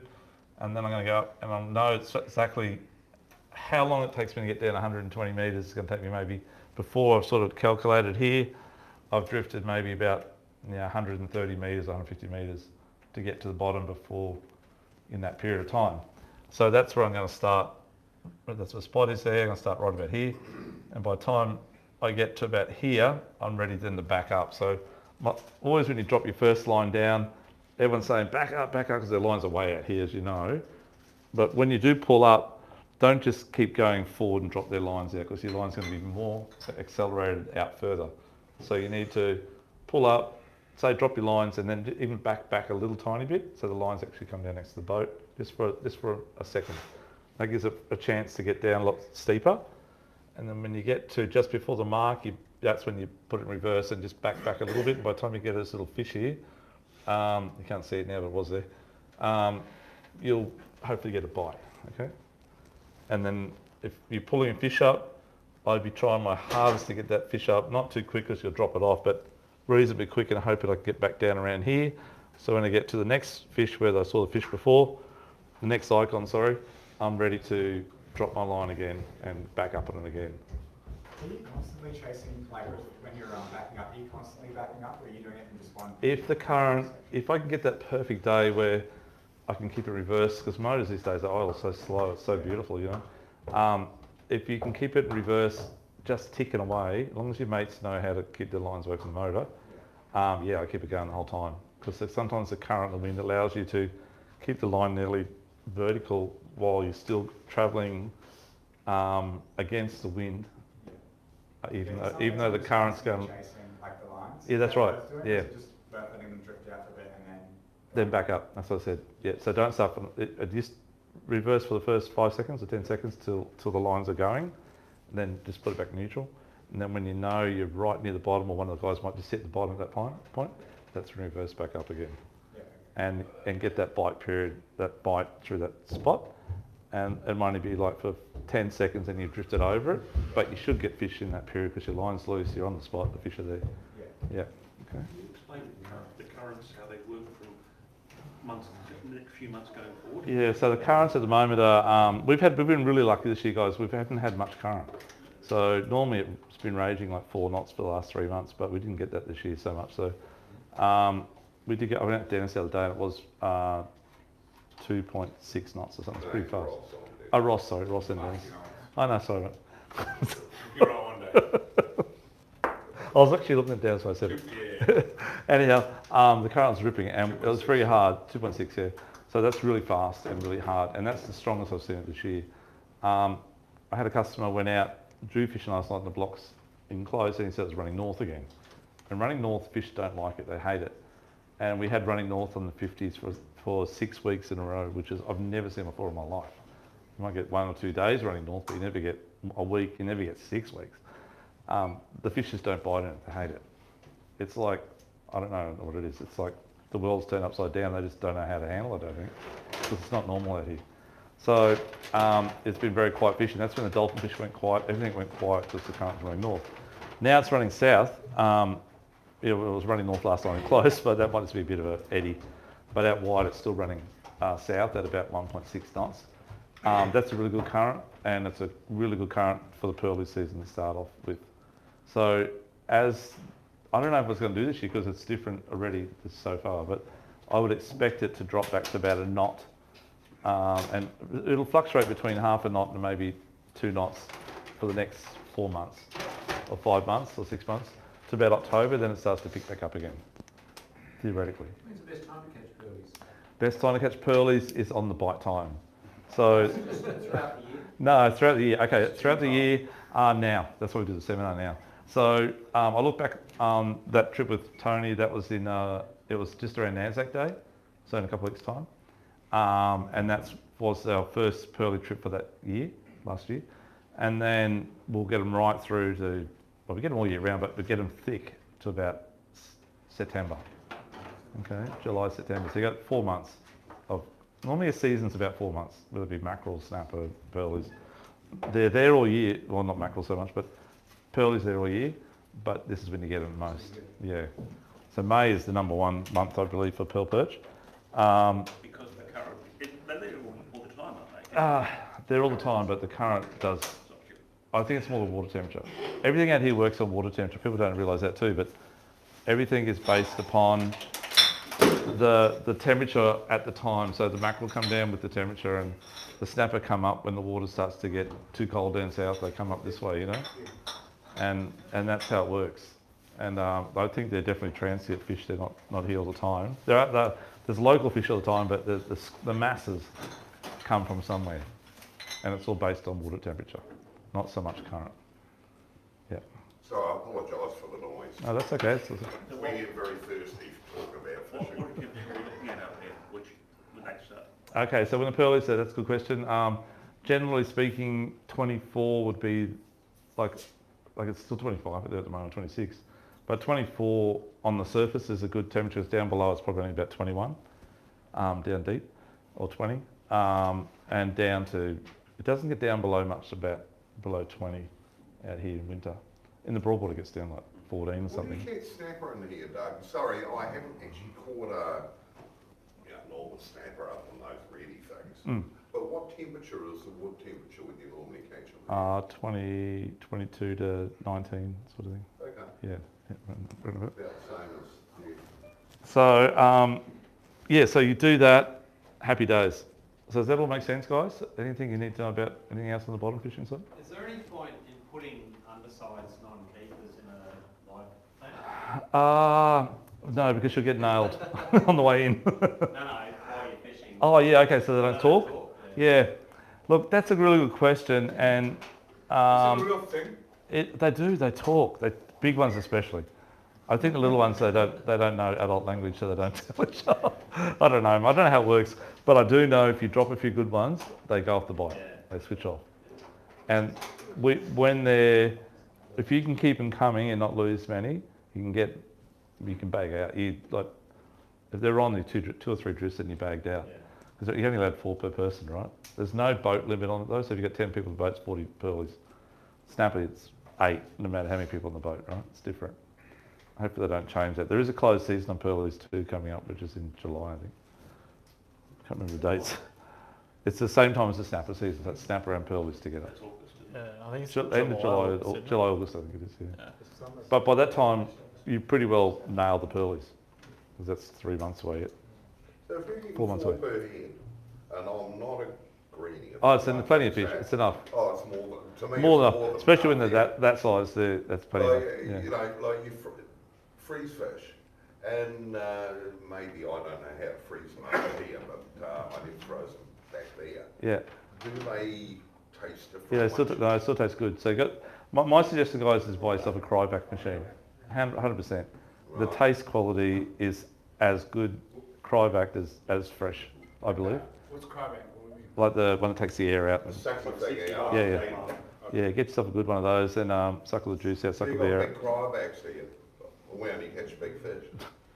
Don't let everyone hate you. Let's move on. Okay, so any other questions? Nope. Okay, that's it. Okay, you're all clued up. It's going to show you, actually, no, we'll go the spots last because it's the same spots, and it doesn't matter. Okay, now, I've been jigging for pearlies forever. Yeah. Stewie's very good catching up on it. He's getting better and better and better. But when we go out fishing, Stewie actually does not too bad, I'll give you that. So, Could be luck. She's an expert on the jigging end of.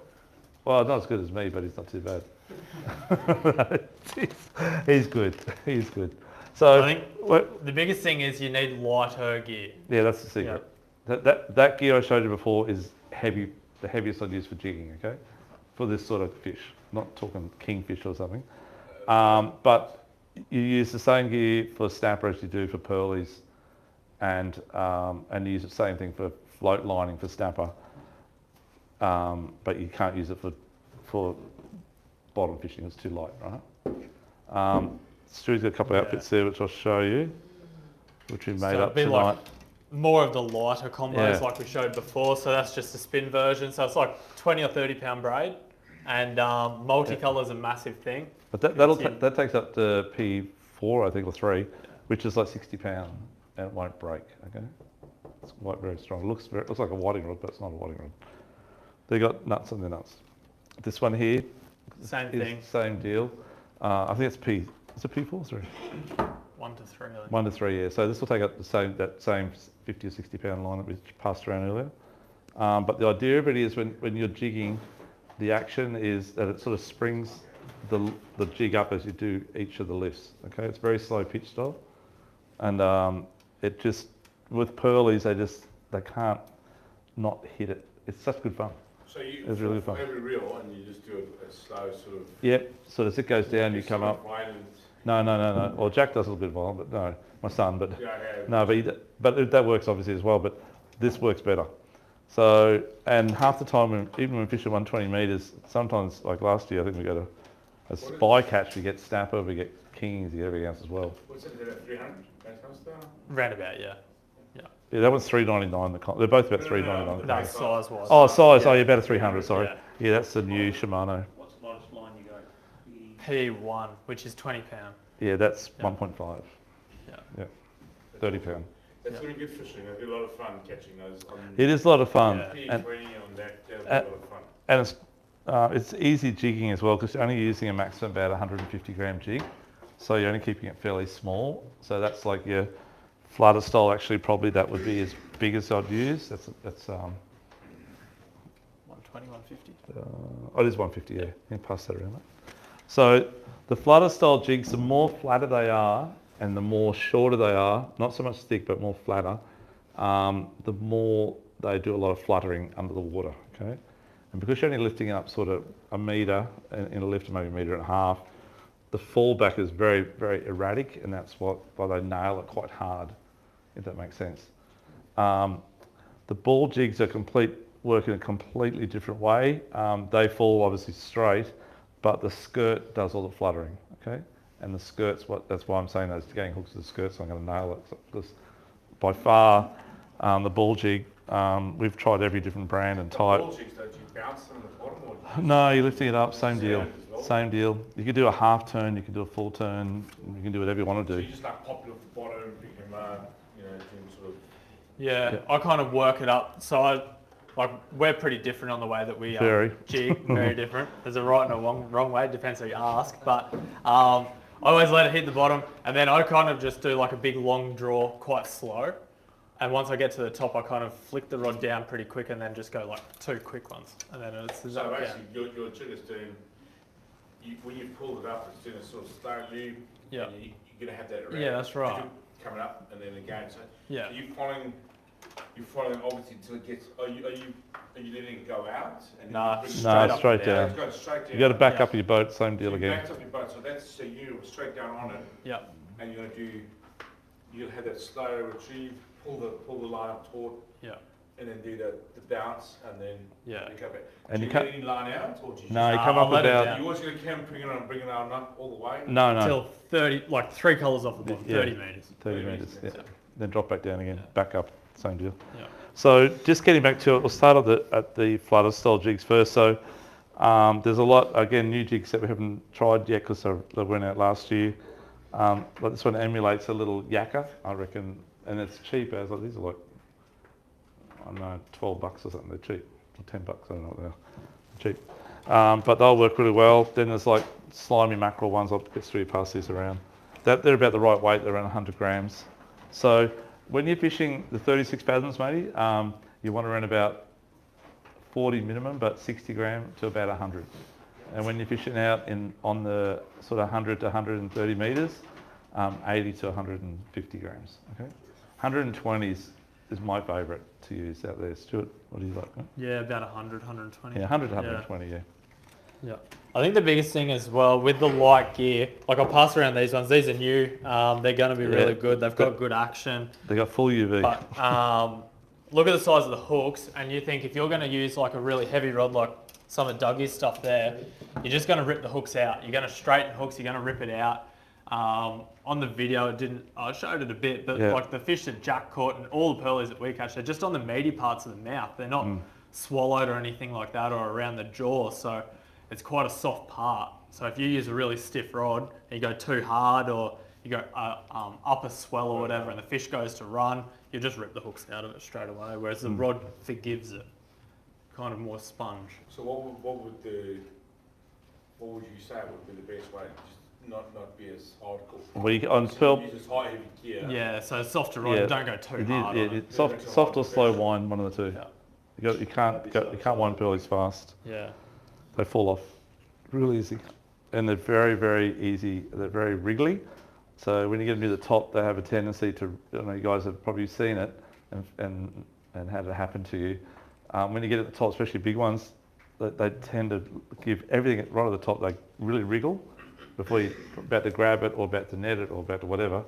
They wriggle and they fall off. Has anyone had that happen? I'd be surprised. No, you guys obviously don't fish much. So it happens all the time. It happens all the time. You'll experience it, don't worry. So, yeah. Because it's the skirt and everything that's doing all the work, is any disadvantage of going quite heavy so you're actually getting straight up and down? No, not really at all. Really, No, like Especially if you crap it backing up. Yeah, we got a lot of customers that run like 150 or 180 gram in them. Yeah. And they just chuck them in the rod holder, to be honest. The action of the boat does enough. yeah, and because the tip's so light, it just works with it. Still working there. Yeah, that's right. Yeah. So Lucanus jigs are like self-catching nearly. They're like the circle of jigs. If that makes sense. Yeah, so I like to use spin, and I use overhead too, don't get me wrong, but I just find spin's really, really good. My action's quite very, very slow. But when I hit the bottom first up, it hits the bottom, I'll just take up a little bit of slack, and then I'll just shake it just a little bit before I do the first lift. And generally, when you drop down, it's whack. Generally. You put these almost like a snap swivel or something, or? No, so that's a good Tight, question. yeah. We have got a couple of things here which I'll pass around as well. So you've got quick clips. So quick clips to the go. They're on and off. It's just like that. Have you seen those before? So on a jig like that one that's got a fixed eye, you can use it, but some of them actually slide. Like that first one that we passed around, the Shimano one, it's actually two pieces. So it's a head, it's like a running ball sinker, and then you've got the skirt. So you couldn't use a clip on that, you'd have to tie it on. Whereas that style, you can just clip them. Or any other jig, you can clip them. Yeah. Do you reckon you use a bead to stop the ball running too far up Nah. Some of them you can lock in, like the old Dokkan ones, and some of the other which are the ones best. you can kind of tie a knot and it pulls into the head and it locks on a bit. Yeah. But yeah, some guys like them to slide, some guys like them fixed. But So these are these full UV jobs. So that's the clip there. So that's tied to your line on this end, other end here, sorry. At that end there. Okay, it's tied to your line. It's like a locked off section. And the clip's got a little starter on it. You just poke it in through the hole and twist it around that so it's on already. And to take it off, it's just reverse action. And it's off. Okay, so I'll put it on and pass it around to you, have a look. Is that the mustard ones? No, that one there's, the clips here, these are actually our own brand actually, but mustard's just, we do the very mustard ones small, as well. Yeah. Yeah, we didn't, so. But you got to go stronger, these are about 40 kilos, roughly speaking. Is there any reason why you wouldn't go just loop knot? No, loop knot's fine as well. Stewie likes it, I do loop knot. Yeah. Stewie likes to tie his, Yeah. direct. Yeah. Loop knot's breaking the loop. Loop knot's breaking the loop because it flattens the leader. This is my thing every single time. But if you tie a loop knot and you're working it hard, like jigging or like trolling a lure or whatever, Or catching it's lots of always fish. fatiguing on the knot. Yeah, that's why yours never break because you don't catch them. But it flattens it out. If you have if anyone flatty fishes and throws a lure, after about 3 casts, look at the leader where it's in the loop and it'll be flatter. Yeah. And they wear it like that, just flattens it, bruises it. So do you tie yours on your jig? Yeah, just blind knot. Straight on? Just a uni knot. Yeah. Yeah, you know, pole knot, whatever. Yeah, yeah. And yeah. So can you go like a bit of Lumo, like line protector on that loop knot? You could, but you probably lose the action though. Yeah, It'll you need it to be grip more on it. Nimble, yeah. Supple? Do they do a UV in the supple? We haven't found it yet. Nah, not yet, nah. Like that green tube you've got in your thing is probably as supple as you're going to get. Yeah. And most of the tube that you use for like rigging for male is quite stiff. Yeah. Yeah. But such heavy gear, really the loop knot is Well, really not going to make much difference. I've been surprised if it makes more bites. I'll pass that. That's my favourite line to use on those that we're doing But here. a loop knot versus tying a straight on with a heavy, jig head, there's not going to be, I can't see it being such a massive difference of the action No, Stuart said it would because he reckons he's hooked up more, but I don't know. I'm hearing it. My experience with fishing, jigs, things, like I was freshwater jig, trying to jig straight on, I wouldn't have a loop knot. Yeah. When I fished a hard body or crankbait, then so you have more of a natural action. Yeah, It's a with jig, the loop, yeah. The way the jig sits. Yeah, the way it'll take it over, won't it? It'll always control it. So I'm hanging to use these. These are the new mustard stagger bond, which are a double hook one. So I want to catch 2 pillars, 1 jig, of course. And they do one called a wingman, which we're still waiting to turn up. They're not available in Australia at the moment. They're out of stock. But we used these up at the Swains a couple of weeks ago, and we're catching 2 coral trout on a jig at one time. So that's my goal this year, to get 2 pearlies at one time. But these things kick butt. Okay. So getting back to our jigs, yeah, there's slightly longer jigs that you can use as well. This is a Japanese one. This one's actually got a treble on the back, but I'd probably get rid of that and put another assist hook on it. They're all slightly different shapes. So the first one went around, it's about double the width of that, right? So that'll still flutter. That's actually one of the ones from our Ocean's Legacy. And that colour I would think would smack the pearlies. It's a Lumo blue. So not Lumo green, but Lumo blue. Sorry, Dave. Isn't the disadvantage of a hook on the bottom that it can dribble up your main line? Yeah, so that's a good question. Graham just asked if you use 2 hooks on the jig. The problem is it's going to hook up on the line, then you've got to wind the whole thing up to take it off, right? Because you always attach your line to the heavy end of the jig, which has the hook attached at the top as well. So the idea of that is when you jig up and it falls, it pulls it back down that way, okay? And then when you do the next lift, it switches it back around and it looks more action lifelike style. If you run your hook off the bottom and tie it to the top and just run that one hook down there, the problem is going to be the hook will hook up in the top, and then you got to pull the whole lot up if you ever had that situation when you're jigging. So that's why we just run the hook attached to the line, and that's where the hook sits as well. Running 2 hooks though, when you're doing slow pitch, it never ever has the opportunity to hook up because you're not doing it fast. When you do fast jigging for kingies or amberjacks, whatever, the hooks, it's all so crazy out of control down there because you're going so fast. Jigs all over the joint. It always gets hooked up if you run top and bottom. But when we're fishing the deep water for cod or doing this sort of thing where it's slow pitch and slow like that, it doesn't loop up and doesn't enough momentum to hook up. So it'll never hook up. That's what I'm trying to say. Okay, does that make sense? So you can run 2 hooks, guys, top and bottom. The disadvantage is you will get caught on the reef a bit, and we're fishing the coral up in the Barrier Reef at Swains, and we lost more lures to sharks than we did to actually hook up in the bottom. So the bottom wasn't too bad, even though I had a hook on the bottom and top. So don't worry about a hook at the bottom. In saying that, we'll get more lure sales. The taxman is taking your lures. So? Taxman. Taxman, oh yeah. Oh, I'll take the fish on the lures. Yeah. Okay, so guys, so you got Stewie's style, you got my style. Is there any questions on the style of jigging at all? Very slow. Yeah, how come Stuart catches bigger and more fish than you? Is that because he gets to edit all the pictures, all the videos. Okay. No, but on a serious note,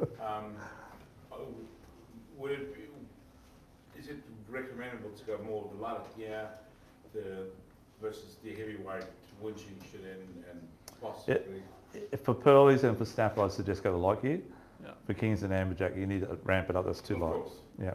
But I mean, If you know the pretties on the go, what are you going to be going? What's your ride? Oh, I'm gonna have some fun because I'm gonna keep 4. Have fun. I want to enjoy it. Yeah.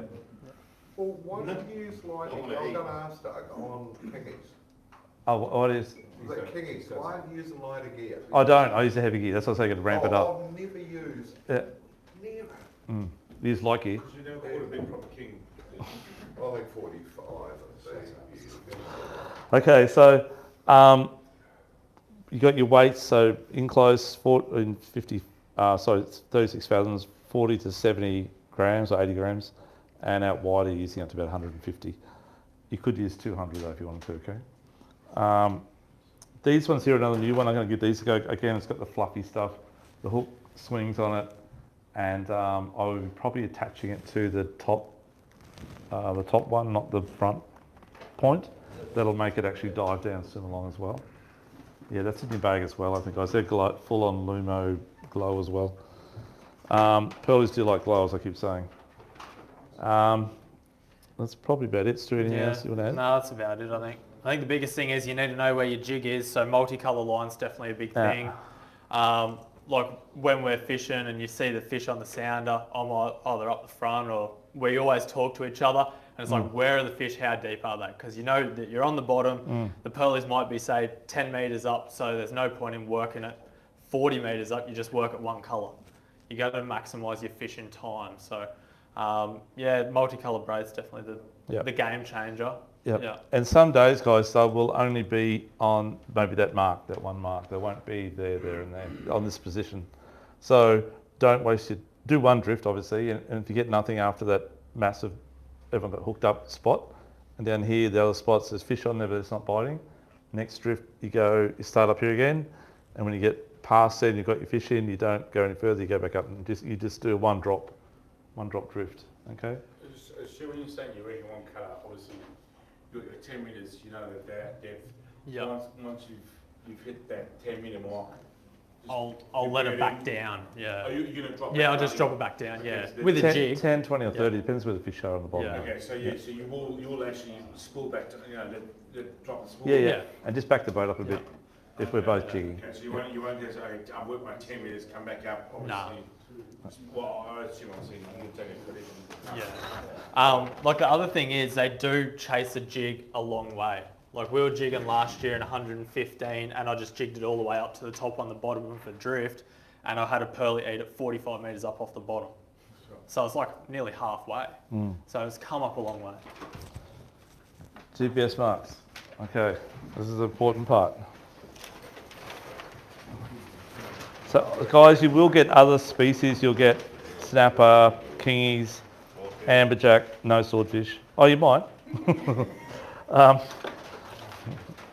be annoyed if you did. So they're under 50 metres. We do get pearlies in close here, and they're caught here. They're generally caught here around about sort of February. For some reason, every year around February. The water's hot. I don't understand why. But about a month ago, we had a few guys catch them around that 50 centimetre size. Not many, but they're big. Yeah. And just out on 40 metres. But it's random, and they're not intentionally fishing for pearlies, I can assure you. They're fishing for snapper or whatever it might be, right? But I put down a few marks there where the guys get a few. Under 70 metres, this is for the gentleman down the back and a few guys if it's rough or whatever. I've started right up north the pin. I just need to get this in your head. Again, I keep doing this all the time, but just do it. Just learn in your head where you are, because then you can decide what you're going to do for the day. So, coastline, I'm on the coastline, not Stewie over there. So this is the coastline, this is east out here. And this is jumping pin bar here. Sorry, come down a bit further. Seaway's here. And Burley Head's there and Tweed Head's sort of there.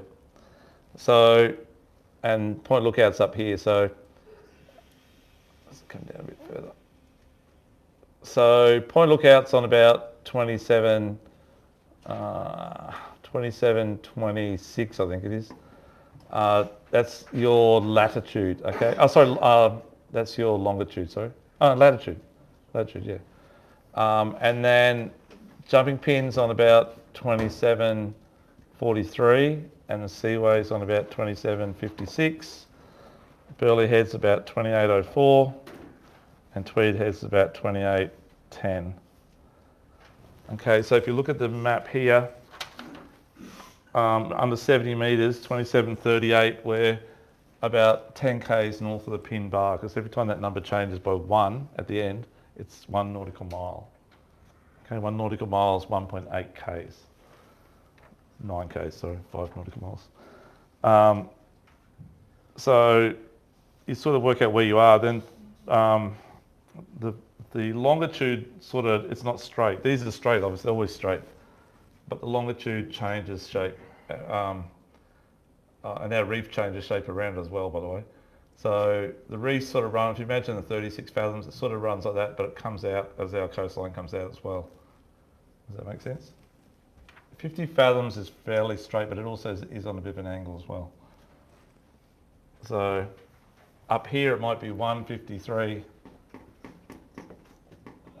36 off the jumping pin on the 36 fathom reef, but off the Seaway it's, sorry about this borrow, it's about 153.40, and down off Tweed it's about 153.42. So it's the same depth, but it curves out. So from off the jumping pin to down off Tweed, you've gone actually 10 k's east for the same depth. But the coastline's also gone like 10 k's east as well. Does that make sense? So if you look here, you can sort of see, okay, I'm in 27.38, so I'm about here somewhere. And I'm on 36, so I'm right on that line there. So I'm right about here somewhere. And that's how you sort of work out where you are. And once you know those basic 5 numbers, and the basic 5 numbers for 24, 3 numbers for 24, 36s and 50s. There's like the latitude, the longitudes. Okay. So anyhow, get back to here. The under 70 metres, they start up north of the pin, and then they go all the way down to off Tweed Heads. So there's reefs all the way along there. You'll catch pearl perch, and when you're fishing a 36 fathom reef, on your GPS. Sorry guys, it takes about 5 minutes, but you should learn it.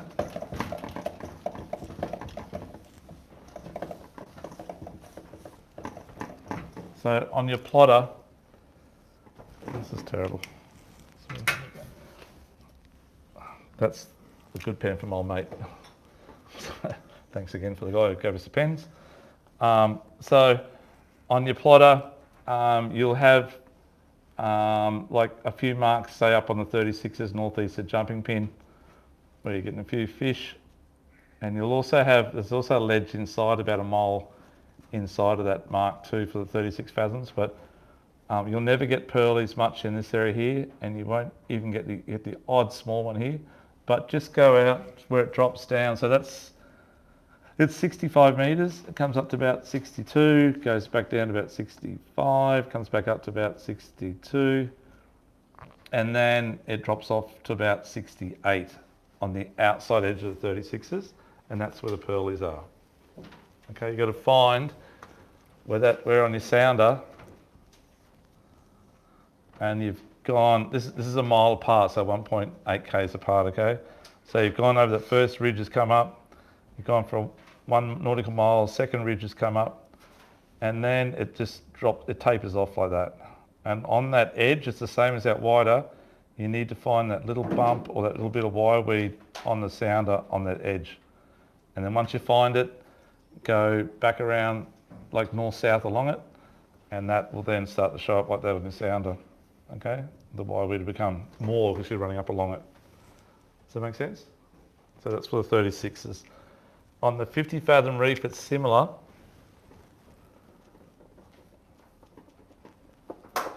So there is a little bit of reef that's on like, it'll be 85 metres forever. So a lot of people say, oh, yeah, I went out to 80 metres, but there's actually 10 k's of 80 metres. So it goes for a long way at 80 metres. So once you get past the 36, it drops off fairly quick to 80. Then it goes to 80 forever. And then it'll be like 85, then all of a sudden it'll come up to like 80 metres. Okay, that's the inside edge. And then the sounder will start to sorry about boring you guys, but I'm just trying to show you for next time you go out. So this is like, you come at that first ledge, has come up, and then it's come back down, and it'll start tapering down. So this does start tapering down, but there'll be another ledge in about 88 metres. It'll come up a bit, okay? Come from sort of 90 up to about 88. And that's nearly all the way along too, by the way. You find patches of it. And that's this little bump here, and that's where you get snapper and that as well. You get the odd pearlies there, and then it'll taper off again. It'll just keep going then. But again, you've got to find that wire weed on the side, and then go north-south along it once you find it. And that's when you're on this ledge, about this area out here sort of thing, a couple of k's out. And then there'll be another patch that, just imagine now, that's 115 metres when we found a bit of wire weed there. And then it's dropping down to 130, 100, whatever it is. There'll be more, there'll be another patch of wire weed, and that will be out here somewhere. And that'll be your next lot of pearlies. And you've only gone, you probably, by the time you're at 130 metres, about 5 k's from the inside edge. So it's not much further out. Okay. The most important thing too, you guys remember, is we do get some big lows down south. We get a lot of big southerly swell that we had last Monday, sorry. And when you get that swell out in that depth, 100 metres, whatever, because you pass Point Lookout and past, say, Byron, so it's just direct swell coming up from Antarctica, where it is. And when you have, particularly not so much now, but more September, October, when we start to get that southerly, that current starts to rip in, and you get wind against current, it really starts to stand up the waves, and they can dump, if that makes sense. So just be careful. So if you've got 15 knots of southerly and 2.5 knots of current going against it, it's like going through the sea when they run out tide. They stand up and roll. So just be really careful, okay? Once you get in to about 75 metres, it's nowhere near as bad. So you just got to get yourself back into there before you start to wipe the sweat off your head. And then it's all good, okay? Apart from that, you'll be good. UV lights? Oh, UV light. Okay, yes. I needed half the stuff down the back to come back this way though. Oh no. just those couple of, I was going to show that new one. Anyhow, the two lures that are coming around, the one on that little hook, they're super UV. I haven't got another one here, but that's all right. But we'll show you with the torch. So, Dave, young fella, do you want to hit the lights there, buddy? Thanks, mate. So there's already stuff glowing here, guys. But a UV torch really charges stuff up. So these are those super glow beads. They do glow. They do glow, and so do the ones in the bag as well. So I'll just show you how UV torch works. So if I hit that just really quick like that, can you see how much it enhances in just those few seconds? So it enhances it really quick. And then I'll just show UV line. Can you see how that looks lit up? Okay, and I'll show you normal line. Where's that leader gone? Can you see the difference? I don't know if you can see that. That's not UV, right? And that is UV.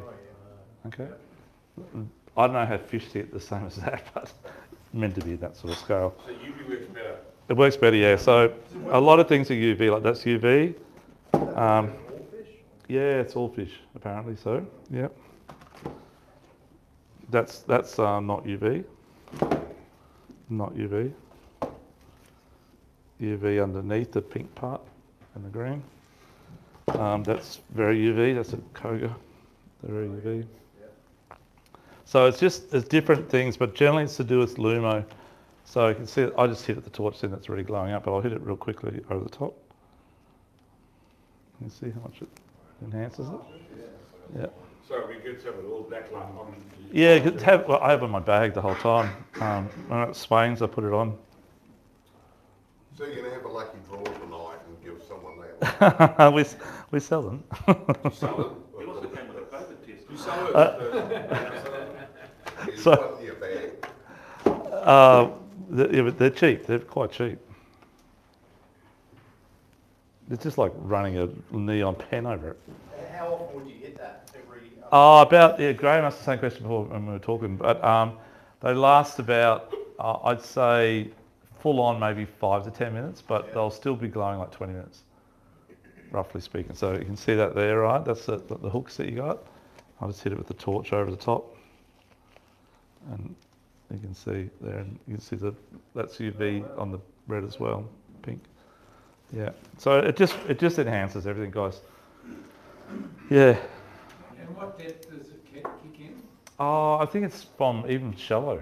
I think it's from shallow. It's just it's a different way they see it. I don't know how they ask the fish. You said you used it at Swains, just in the shallow. Yeah, we did. I was using more charging up the Lumo. We did do some fishing in the 120 metres for gold band snapper, and it was really effective. Yeah. Did you? Oh, on the video. Yeah. Yeah. Do you mind to hit that light switch again, please, mate? Good man. Rightio, I think that's it. Any questions at all, folks? Everyone clear? Go-to colour for your jigs? Just days that you use a darker jig, or is it just we tried every colour, right, Stuart, and we caught fish on every colour. But personally, I like pink and glow or orange. Stuart? Black. Yeah, you like dark. Yeah, I like black, yeah, The or dark like side. dark green or something like that. Yeah. And would it be like, say, you use the lighter colour in the morning and then a darker colour during the day? Not I don't reckon necessarily. it changes No. too much down there, eh? Like it changes a little bit, but not heaps, yeah. So the gentleman asked about the bite time before. I didn't get to finish it off, but the bite time is there's 3 bite times during your day. There's obviously morning and afternoon bite time. In class that is a twilight bite time, and they will always bite there regardless of the tide. But there's always a bite period for an hour or two, and then you'll have a tide time. So whether it be high tide, low tide, there's always a bit of a bite time around that as well. It's called a minor bite time. And then the major bite time, for some reason, is always like 2 hours after high. Doesn't matter if it's midday, doesn't matter whenever. And my best pearly catches, or many of them have been between 11 and 1. Incredible in the middle of the day, yeah. But that's coincided with the bite time. High tide was at 9, 11 they've started to come on the bite. By midday they're going crazy. Yeah. And that's when you do it, yeah. Okay. Any other questions at all? No one's asked about the moon. The moon's the 4th bite time, so I chucked this in for good looks. But the moon, when the moon rises or the moon disappears, there's another bite time then as well. So if you got, at the moment, I think the moon rises probably about 9 or 10 tonight. So if you're offshore, like my mates who had dew fishing last night, they got a bit late. The night before they got them at 7 p.m. That's when the moon started to rise up a bit. Wasn't quite on the horizon, but coming. And they bit right through to 9:30 once the moon was up. If you're during the day, and that's when the bite time, when the moons are rising, which is down on the last quarter, that's when it sort of comes up. That's when you'll get it. And if the moon is setting, you'll get another bite then as well.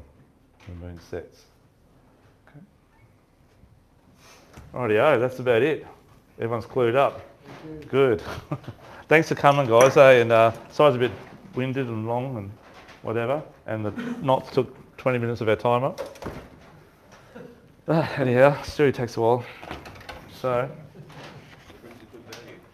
He rigs a good rig though. Thanks, Stuart. So we get into add to that, mate, at all? No, I think that's about it. Yeah. We just love catching pearls because they're great eating. They're fantastic eating. And I know bang for buck, they're not the best fish because they've got such a big head. But the fillets are thick, they're nice, okay? I would suggest the 38 centimetres is the legal size. I can tell you now they will shrink. So I'd be keeping them at 40 and above, okay? Because 40 will come back to 38 by the time you get in and it's been on ice. 38 goes back to 36.5. I'll say that from experience. Sorry? You have to leave them intact. Yeah. Yes. Yeah, you gotta leave them whole. Yeah, that's right. So all fish should be kept whole until you get back. That's just the law. Unless you're going to fillet it and use it for bait. Just discard the skeleton. But I wouldn't be filleting undersized pearlies, just let you know that. Okay. Let's do it. Draw. Okay. Stewie, first prize. It's about $400. Stewie's going to go for it. So we've got just over grand's worth of prizes tonight, guys. We've got 7 prizes in total. That's number 8. No, 3. serious, Ross? Oh gosh. See, guys, be very loud. Okay. Good on you, buddy. Cheers, mate. Good on you, mate. Thanks, Ross. Cheers, gentlemen. Thanks, mate. Uncle Ross. Okay, next one. Next one's about $300 worth. Thanks, Stu. Okay. Stewie always draws front row. I draw back row. But I'm going to go middle. 12. Well done.